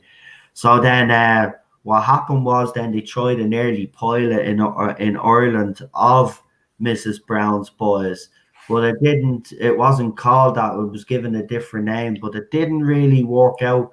So then the BBC then approached Brendan O'Carroll, and then because on the DVD box set, actually they have the pilot episode, and then they have the episode that they actually released, and you could see where they were going with the first one, and it wasn't as funny. So they did a few cast changes, and then the first episode that you get today. But he's been a stand-up comedian for decades, and this was a little side project that he did on radio. And to be honest with you, I will say this: wherever you think about Mrs. Brown's Boys, I know some people say it's the lowest common denominator of comedy. Sometimes we do need that. When we've had that throughout the decades, there's nothing wrong with it. It's not a highbrow comedy, but I tell you one thing: you should check out his stand-up shows that he did back in the day. You can get some of them on YouTube. He is well worth watching, and to me, he deserves the success because he's one of these fellas that, you know, no airs and graces about him. No, he doesn't. Give me Lily Savage any day of the week. He come out right. A story was leaked over here in the Irish papers, and he was furious about it. This fella has been giving money to homeless charities for decades. decades. And the story was leaked. He wanted to be left anonymous, right? And then someone bleeding found out who it was, and they leaked it to the papers, and he went mental. He's been looking after homeless people for bleeding decades. Even members of his cast who had problems with their houses and mortgages, he paid off their mortgages. Yeah, it certainly did. It doesn't matter what he's. He's a lovely guy. He deserves the success, in my opinion. I keep He's a friend thinking. of a friend. I keep thinking woke stuff is going to end sometime soon, but yet he keeps going on and on and on. Yeah, I know. That Vicar of Dibley thing I just watched, like it's almost a parody. Yeah. It's like it's actually like a comedy sketch without being a comedy sketch. It's that over the top. It might be one of the. It will be in the future, Bell's Trek. It will. This is going to be comedy. And by the way, I Piss out of it. in the chat when he said Father Ted is far superior. I agree. Oh, I love that show. Certainly is. And it's too bad that what's the dude that plays Father Ted? Dermot Morgan. Yeah, Dermot Morgan. It's a shame that he went out with the show too. He died of massive of heart failure the day after the last episode was filmed, and he was only 45. And there's a scene in that last episode where he's going to America and he's doing that dance to Shaft. They're thinking that because the other actor kept flubbing his lines over and over again, so they had to keep doing that scene. So it's possible that you're actually, when you're watching that final episode, that scene is what actually killed him. Yeah. Yeah, it started as because, they'd already, even though they were finished filming as no, the show was done, but he was in talks with the then not shit BBC for his next comedy show. Actually, no, he was going to do something serious next. He wanted to break out from comedy. Yeah, he was getting sick and tired of Father Ted. The agreement was he'd do one more season, and then that was it. Then he was going to leave. But again, another comedian that he played a priest years ago on Irish TV, Father Trendy, which is similar to Father Ted. But again, it was Channel 4, another UK station. Do you notice the trend here with Irish comedies? RTE, our national broadcaster, is actually a disgrace because they had an opportunity to buy Father Ted straight out, and the same with Mrs. Brown's Boys. But they decided on both projects. Now here we're not going to fund these all by ourselves, so we'll approach Channel 4 and we'll approach bleeding BBC for Mrs. Brown's Boys, and now it's in joint with the two of them, which I think is a disgrace. That Irish comedies, we should be promoting them ourselves. But you know what? If it wasn't for the BBC and if it wasn't for Channel 4, you would never have got to see Father Ted. Yeah, got to see Mrs. Brown's Boys. So you know what? You have to be thankful. And Channel 4, fair play to them for taking a risk on this. Because I remember the very first episode of Father Ted dropping, and Ireland was still pretty, not under the iron fist of the churches as such, but we were sort of slowly but surely getting out of the shackles, away from the church. But there was still there was still respect there. But I remember when the first episode dropped and Irish people seeing it, and you could tell the older generation just weren't happy, especially with Kick Brother Bishop Brendan up the arse. That one caused a little bit of controversy. But now we look back. I mean, your man George, Graham Linehan, isn't it? He's been cancelled on Twitter because of his views on certain. Everybody's been cancelled on Twitter. Surprised we haven't taken down Father Ted, because there is an episode in it which I love it, but you wouldn't get away with it now. I'm surprised they haven't tried to cancel it. It's the one where Father Ted is accused of being a racist. That's DVD set, man. Well, I was last night. I watched Holiday Inn, which is something that I watch every year. I'm surprised they haven't canceled that yet, and I think it's because they know it. They don't know it exists. But it's just cancel everything, and Jesse Ventura's first line in Predator. I'm wondering, has it been cancelled for that? Yeah. on the helicopter. Yeah, you know the one. Oh yeah, Keep your physical copies, folks. That's Don't it. go to streaming. That's it. I'm gone about. That's what I mean. When I get when the shops are open, I'm starting to buy. And listen, here's the smart thing, right? For years, because everybody's been gone digital, what have they been doing? Selling their DVDs to games. exactly. Like, Noel, I looked at Right, my- so you can go in and get a DVD or a Blu-ray for literally £1 or £2 now. yeah. Right. Well, You know what dude, I mean? I've got my British TV shelf right in front of me right here. So we have Father Ted. We've got Doc Martin. It hasn't gone woke yet, but God knows. Last Detective, brilliant season starring Peter Davison. I have Black Books. Oh fuck, I still have Broadchurch there. Have you? Burn it. Good Neighbors, Mrs. Brown's Boys, Vicar of Dibley, which can now go fuck itself. Porridge, brilliant sitcom from the 70s. Waiting for God, another brilliant sitcom from The Good Life. I got Mr. Bean, Black Adder, In-Betweeners, which you would not see now. Yes, Minister, and Yes, Prime Minister, which you would not see. Actually, most of these you would not see now. Young Ones. Yeah. I've got. Have you got the tick of it?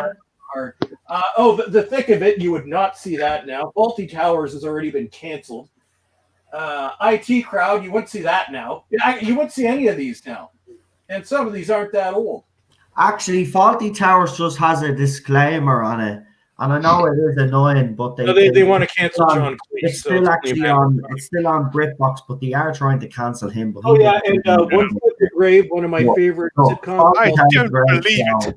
You would never see that now. Keeping Up Appearances, you would see that now because it's too white. Yeah, only Films and Horses. Only Films and Horses. They're trying to cancel that at the moment, aren't Did they? you see that article by hold on, did you see the article that someone did about Only Fools and Horses? She must have been in her 20s, one of these millennials. God, they're trying to cancel that and now. She said she literally got 30 seconds in. And to episode 1. I put our article up. You should actually read it. Rabbi jumped on that one. It's funny. Absolutely funny, man. These people just don't have a sense of humor. Now, I renamed them, Noel. They're now, I used to call it the Rainbow Hate Mob. They're now just little shit stains. We call them the Twitter youth. How about the Carry On films, Jack? Skid Marxists. There we go. Skid Marxists. Skid Marxists. Yeah, Twitter youth or Skid Marxists. Jack May wants to know, how about the Carry On films, Ballstrek? Have you any of the Carry On films? We had this discussion over the summer. No, I've still never seen any Carry On films. Oh, you have to. It's Army. Daniel, no, I don't, because I don't think it was ever released in Region 1. Have you got One Foot in the Grave? Oh, I got One Foot in the Grave. If those were VHS, I would have worn that show right now. But the show that I watch most often, which is, you have that show, you're having a terrible day, it will put you in a good mood. It's always been Keeping Up Appearances. Yeah, I love that show. Mrs. Bouquet, but it's Mrs. Bucket. Everybody called her Bucket. And Patricia Routledge is still alive and still acting at the age of, I believe she's 91 now. Yeah, she does the detective thing now, doesn't she? And she's Bleeding Deadly, man. She's a great actress. She's an icon. Tell you. But you know what? Keeping Up Appearances, I used to feel so sorry for our poor husband and that our poor neighbor. She had that woman in tatters. I forget her name. Every time she'd give her one of our cups, remember her china and all, and then she'd start giving her plastic cups and all. Your poor woman be shaking there. Brilliant, man. I love it. And our family is brilliant because they're just normal, everyday job subs. You feel so bad for poor Richard. Yeah, Richard. The funny thing, she has those scenes where she tries to sing, and it's just it's horrific. Yeah. Patricia Routledge is actually an accomplished singer. I think she's trained in opera, come to think of it. But no, she has several albums out there. Wow. But she can actually sing. Have you got All Creatures Great and Small? Nope, I have seen it. I have it on my hard drive. I don't know if that was released in Region 1 either. I have to look. Yeah, Last of the Summer Wine was a good show as well, actually. Oh, but you have to have Hello Hello. Oh, hello, yeah. That one's been in my cart for several years, and then it went out of print. Damn. It's very, yeah, I think it would be very hard to get. That show would not see. Oh No. no, in Region 1, it's hard to get a hold of a lot of these. I know Black Books, I got it just before it went out of print. Yeah. The set now goes for like $400. Jeez, yeah. Terrible. BBC used to make some great stuff. That's the sad thing. They used to make some shows, and they were always unique. They Well, also even one technically ahead of the mark as just well. think a show that just ended 5 years ago, Peep Show. You would never see that now. Oh, no. Ever. Olivia Colman's in that too. Yeah. But yeah, Well, Channel 4 was slightly different though, Ballstrek. They're not BBC. So that was Channel 4. But Channel 4 is a bit more progressive. programming is not I think problem is Channel 4 is now a new BBC, so there you go. Yeah. You know, I mean, Channel 4, we got shows like Skins, we got shows like Misfits, we got shows like The In-Betweeners, as you said. The other one, Friday Night Dinner or something is one. You also had that one, what, Queer as Folk. That was a great show. Russell T Davis. That was played epic, man. If you haven't seen that show, that's a classic. I mean, again, British television, it's just completely changed. It's so sad. Jack Main just said Kathy on Mrs. Brown's Boys is now Me Too. Oh, yeah. Well, it's fun while it lasted. Oh, well, you know, look. We still have the old. But yeah, Brendan put his foot down with the beam anyway. I'm a little bit surprised there, but there you go. If that's the way he's gone, then what can I do? Well Kathy is the actress that plays Kathy is his wife in real life. Yeah. Oh, and the one that plays his next door neighbor is actually his sister in real life. And then he has his real daughter, son. She's Dermot's wife. Yeah. And Dermot's criminal friend is his son. Why can't I remember his name? Yeah.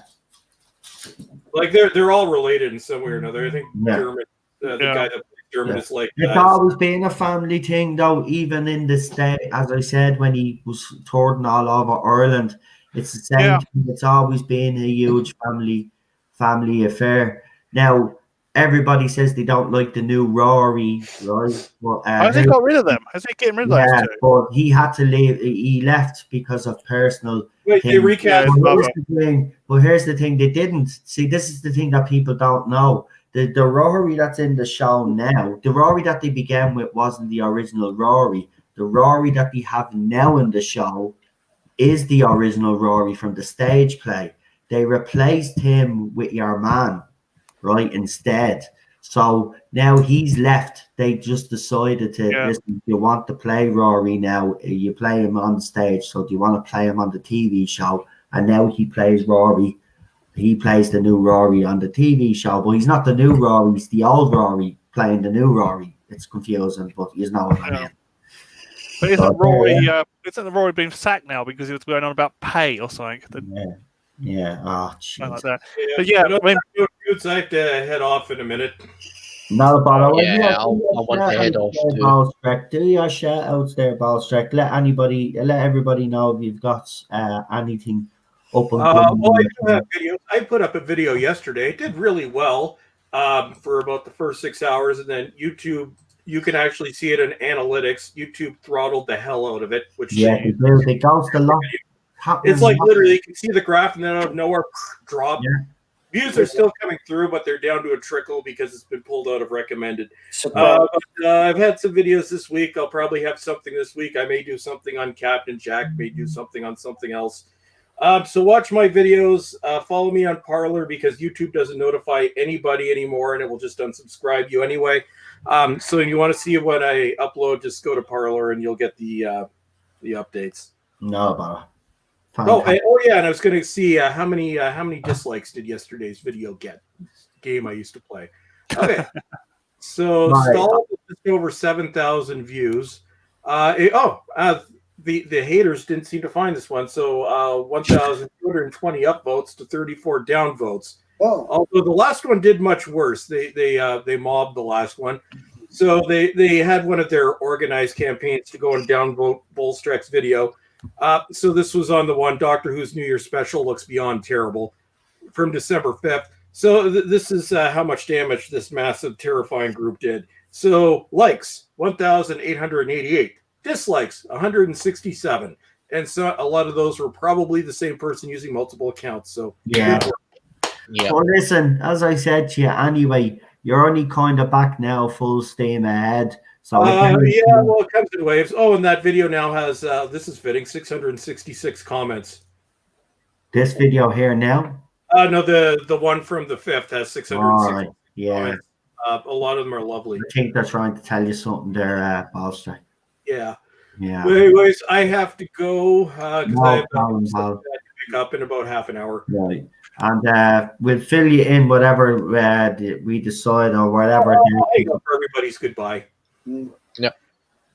Not a bother. See you later, Boltrack. See you later. See you later, pal. Thanks for coming on. I really appreciate it. Cool. I'll just listen here in the background and I'll leave with everybody else. Okay. All right. Bye. Right, guys. The rest is, we might as well do the channel shout outs now anyway. So we'll go with PD Rich there. Okay, well, I just want to shout out Dan at the Spacebook again. He's always been nice to me. I had a nice chats with him in there over Facebook. So I'm just going to shout out Dan and wish him all the best.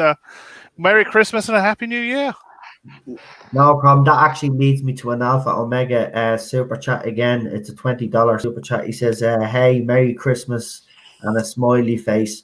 Merry Christmas, everybody. We're getting to that time now where it's appropriate to actually say Merry Christmas. I always try to hang on a little while because people get sick and tired of it. So I think it's the first time. So Merry Christmas, everybody, and thanks for coming on. But we'll go with Alpha Omega next. Go ahead. Oh, well,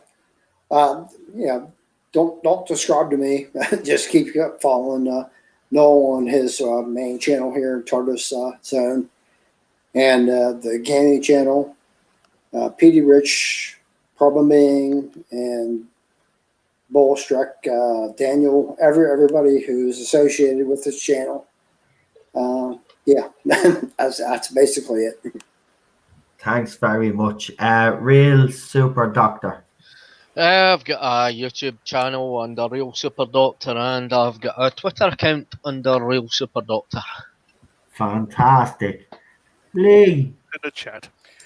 You can find me at the Golden Azdaha, AZ, I can't even say it, AZDHA, and also find my other YouTube channel, Aldred Audio Visual. Thank you. Right, well, just before we actually do leave, don't forget we're back tomorrow with this.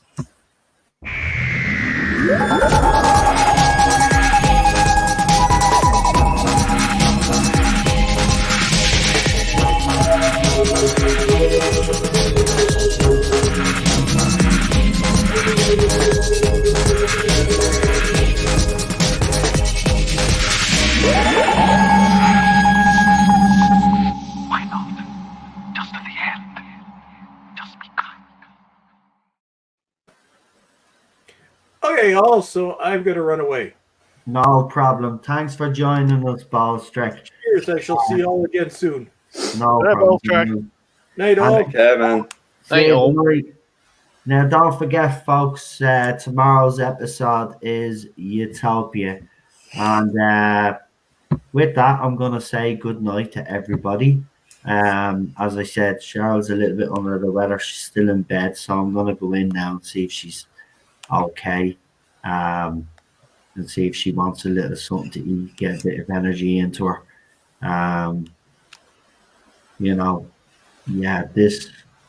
Let's just say the last couple of months with all the nonsense hasn't been great, but she's getting the rest, so hopefully she'll be grand later on. But listen, I just want to thank everybody, not getting into a big match spiel here, right? But I just want to thank everybody that has supported this channel Especially Alpha Omega, so generous. But listen, he comes on to me bleeding gaming streams as well. So double thanks to Alpha Omega, especially because he tolerates me gaming streams, whereas I seem to get views after the fact, which is good. You know, it'll take, look, people either like them or they don't, and I'm just grateful that there's I like them.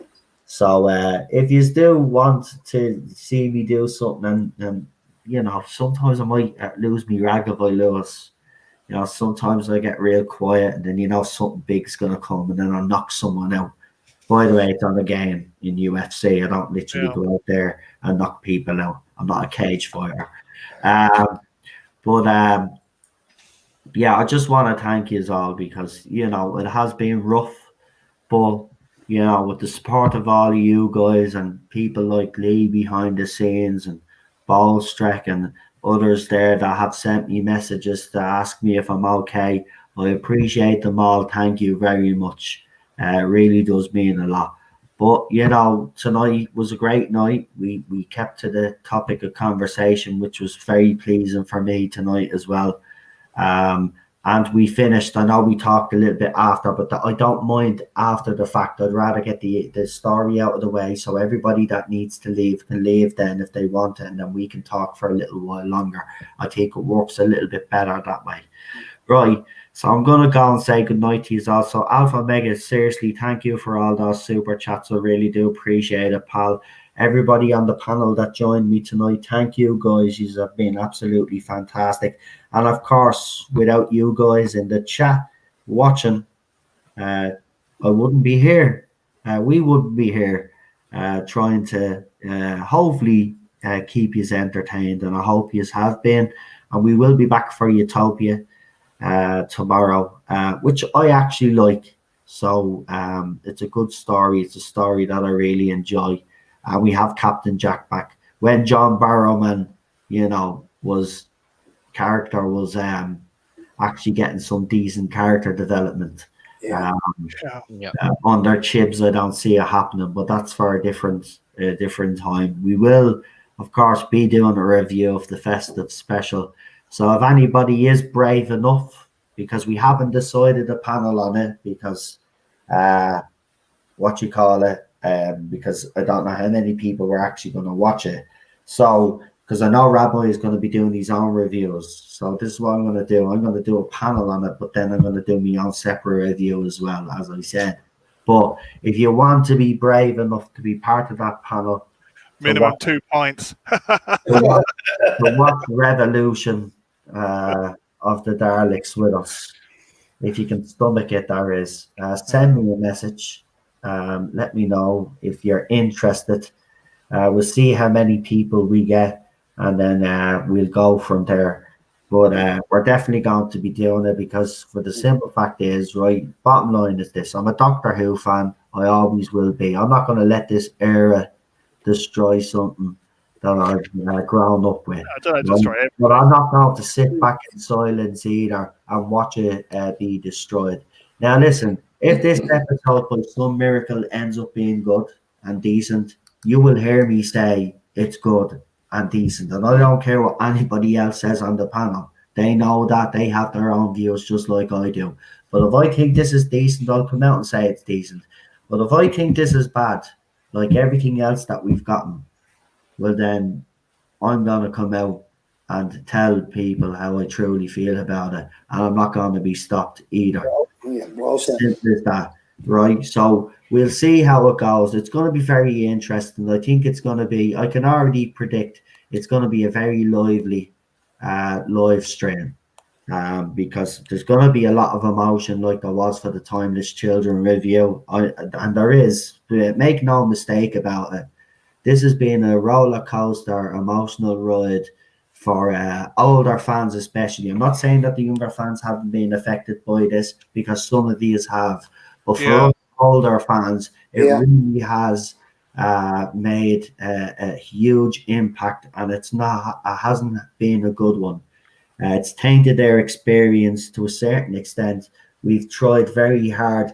Listen, Lee said something last week when he said, if I hadn't have been for these watch-alongs, and I agree, if I wasn't encouraged, because I originally said I'd do it, but then when I saw the timeless children, I was like, no, I can't, right? And I had people encouraging me, look, just do the watch-along, see how you feel.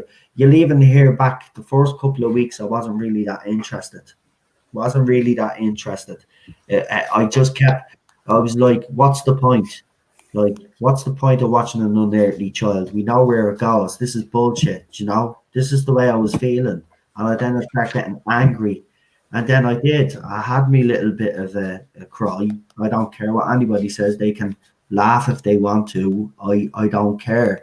A big part, look, this show's played a big part in my life, as I wouldn't be here if it wasn't for Doctor Who. I can honestly say that this show came back at a right time in my life, and if I hadn't come back in 2005, I don't think I would be sitting here.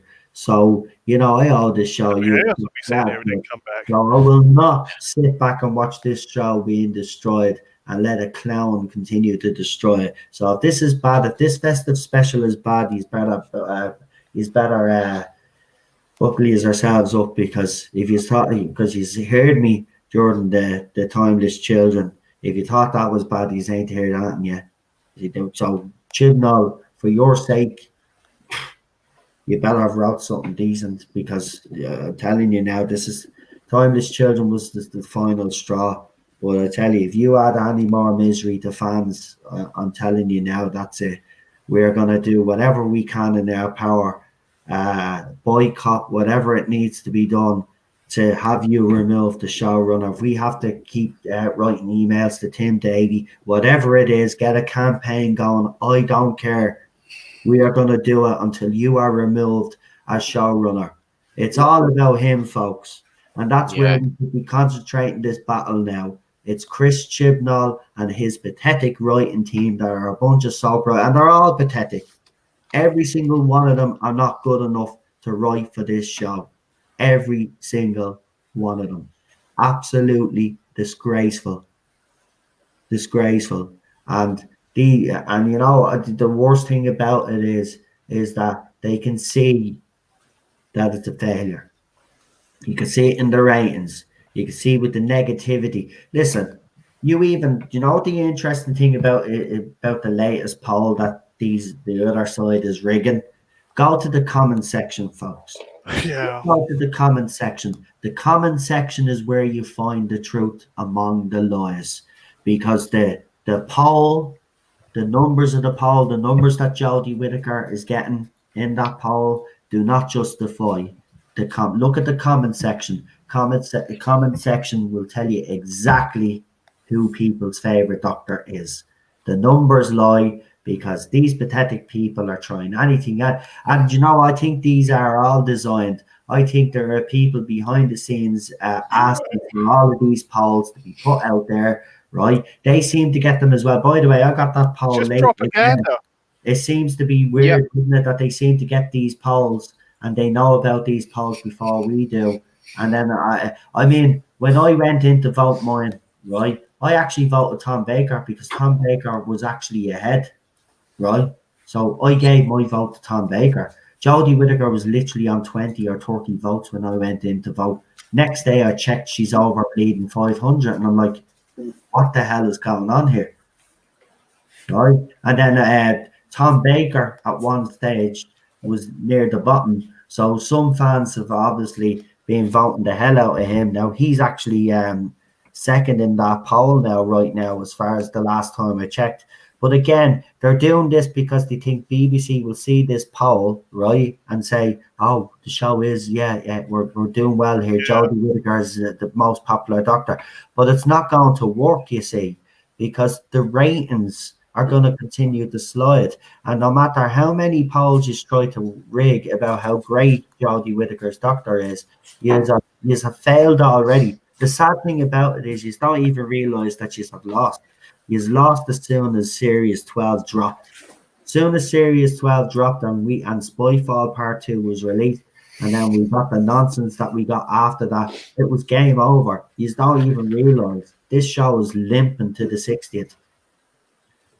It's it's just literally propaganda, though. It's just propaganda. Yeah, and the propaganda starting to fall apart. That's why you're seeing. That's why you're starting to see more attacks on older fans, because that's one thing that I've observed lately. These past couple of months, the upped the percentage rate of attacks on older fans has actually risen in this fandom, and it's gone twofold. Yeah. And it's sad because they know they've lost, so they're lashing out. And listen, this is going to be embarrassing. But again, I will say this: I know who to blame when all of this falls apart. It's not just Chris Chibnall and his writing team; they are the main culprits. But also responsible for this downfall are the supporters of this era. You can support something blindly, fair enough. I can get that to a certain extent. But when we talk to Mousies behind the scenes, which we do because Lee has often talked to people behind the scenes, and so have I, is are very quick to mention that it's not all Jodie Whittaker's fault, that actually it's Chris Chibnall's fault. So behind the scenes, you are telling us exactly what we've been saying to our audiences, but you are on to Twitter, Facebook, these are YouTube channels, and you're being two-faced about it. So when this all falls apart, which it will, both sides against the middle, you guys are also responsible. So don't be looking at us. We've been telling you for the last 3 years where you've been going wrong. You wouldn't listen to us. So listen, when this fails, own it. At least then we might have a little bit of respect for you. But we know who you will blame. You will blame the racists, the bigots, the homophobes, the transphobes, this, that, and the other. But you know what? We're going to fight back because we're none of those things, and we're not going to have you degrade their names any bloody further.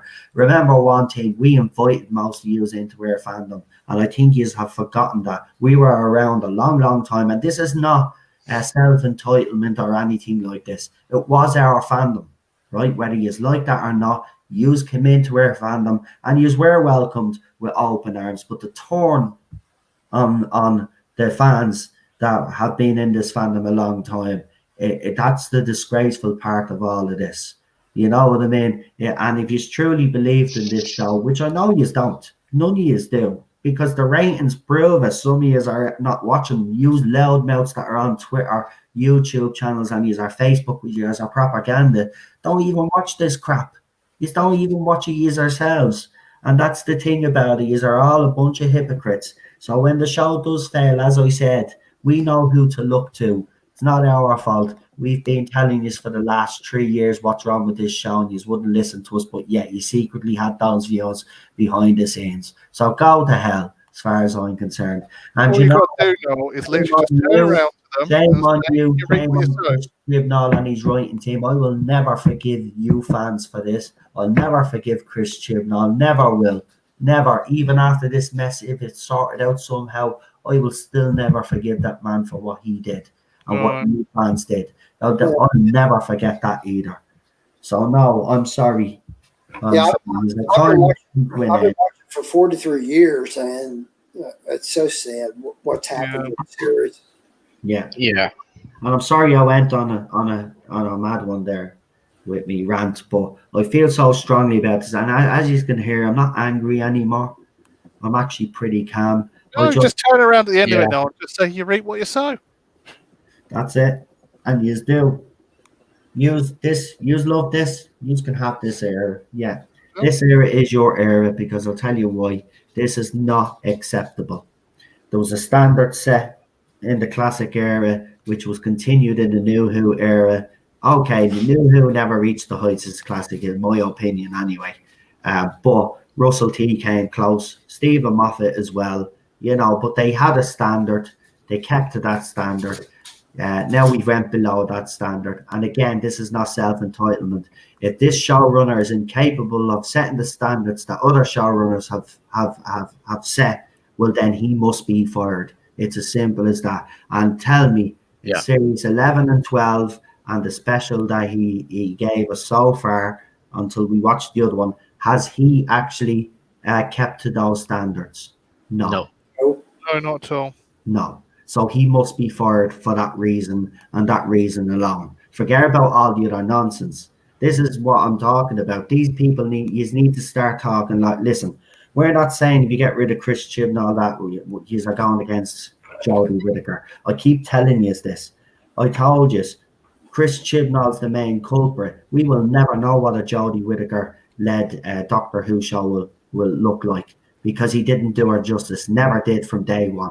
He gave her shoddy scripts, and okay, he didn't give her the encouragement or whatever she needed, and maybe that's why her performances have suffered. But it's all down to him, right? So you all have behind like Chris Chibnall. So why not get rid of him? You started going against Jodie Whittaker to say that his writing is rubbish. Come out and actually be truthful about it.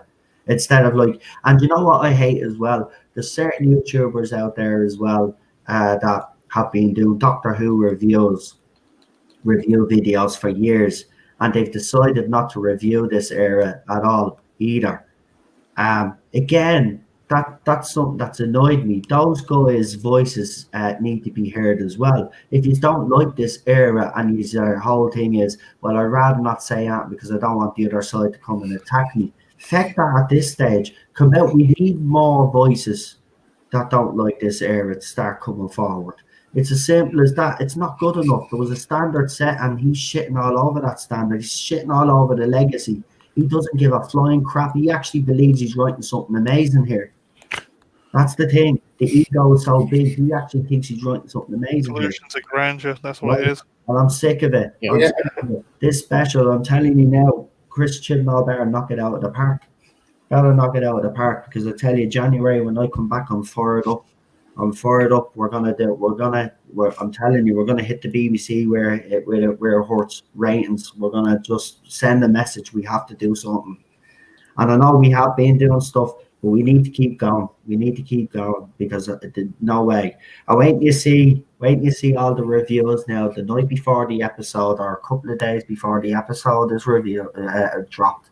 You'll have these spoiler-free reviews. And when you notice, it'll be the same shill reporters coming out saying how great this is. And the other, right? So even before the episode, they will already set the precedent, right? They'll already set the mood, right? So anybody that comes against that and says, no, well, this was actually bad, straight away is going to be hammered. So be prepared. They'll already laying the foundations of how the mood of the fandom is going to be. Because as soon as the newspapers start coming out and praising this, right, you know what their fans are like. They lap it with any, even if the Express, right, which they hate, comes out and actually praises this episode, they will back the Express. This is how hypocritical they actually are. Yeah. Right, that will praise this, right? Yeah, get the same blue check marks on Twitter. Yeah, it'll be the same people. So watch out for it. Watch out for it. I'll guarantee you there won't be. Yeah, and if there is any negative articles, they'll be pushed way down the list. You'll have to find them. That's what they're doing now. They're burying it. They'll literally bury any negativity now. They can't stop it, but they'll try and bury it now. Yeah. Yeah, and they want to remove all the comments, the negative comments about the.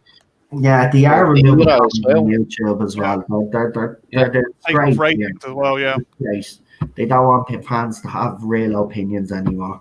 They don't. It. No, it's just all these fake opinions that's manifesting on the internet now. Yeah. Right, folks, I've actually went over a little bit longer than I wanted to, but sorry, I had to get that off my chest because, at the end of the day, as I said, we're going to be here.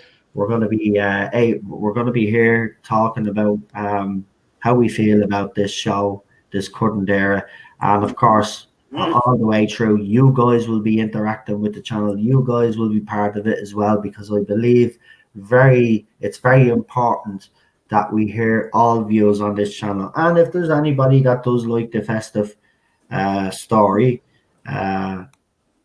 you can come on and let us know how you feel about it. That's the whole point.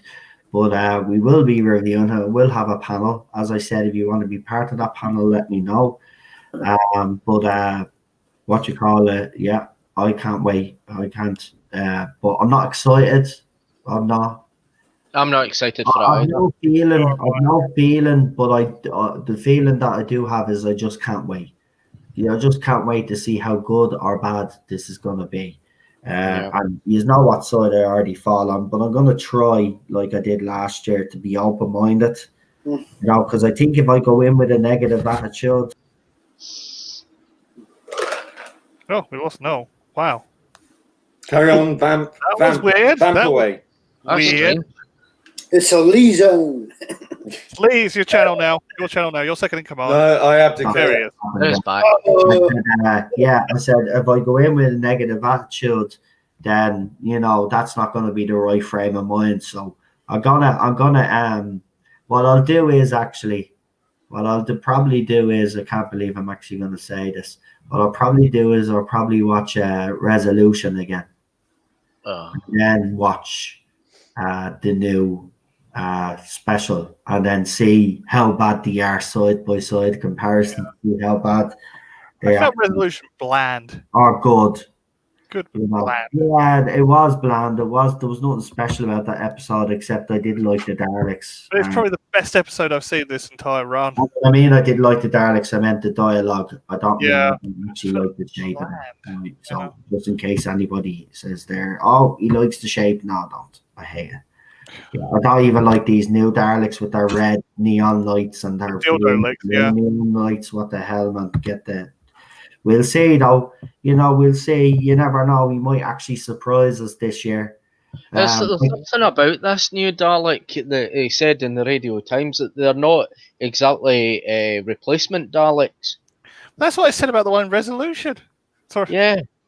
Oh, it's only one off. No, It's what's my fear about this is that this Prime Minister, well, I assume it's a Prime Minister that was standing in that the woman's Prime Minister. that speech with the two Daleks there. I'm sure that, and this is just my speculation, that these Daleks are her creation, and what's going to happen is that she's going to be the Khaled world leader or whatever that's going to give Davros the idea of the Daleks. Yeah. Well, it's going to be something that would fit very nicely into the information that I put out there. That would be actually brilliant, wouldn't it? But we'll just, as you said yourself, it is speculation. But that's actually, I hope not. That's actually very I interesting. hope they don't change the backstory to Scarrow in general. Yeah. That would ruin Right, it. folks. So I'm gonna have to leave it there. Anyway. We could go on about this all bleeding night, and to be honest, no, I have to look after the wife. So I'm gonna say good night. But again, thank you everybody, and I really appreciate it. And we're back tomorrow for Utopia. So I'll leave you with the classic Who trailer. Again, Lee is the guy behind all of this fantastic work. Well done. If you're looking for any work done on your channel, he does them at reasonable prices. So go and check out his channel. He's got a lot of his projects up there that he has. He's building up his little portfolio, as he said. So go and check out all of his videos. Thank you very much. Good night, folks. Say good night on the panel, folks. Night. Good night, folks. Good night.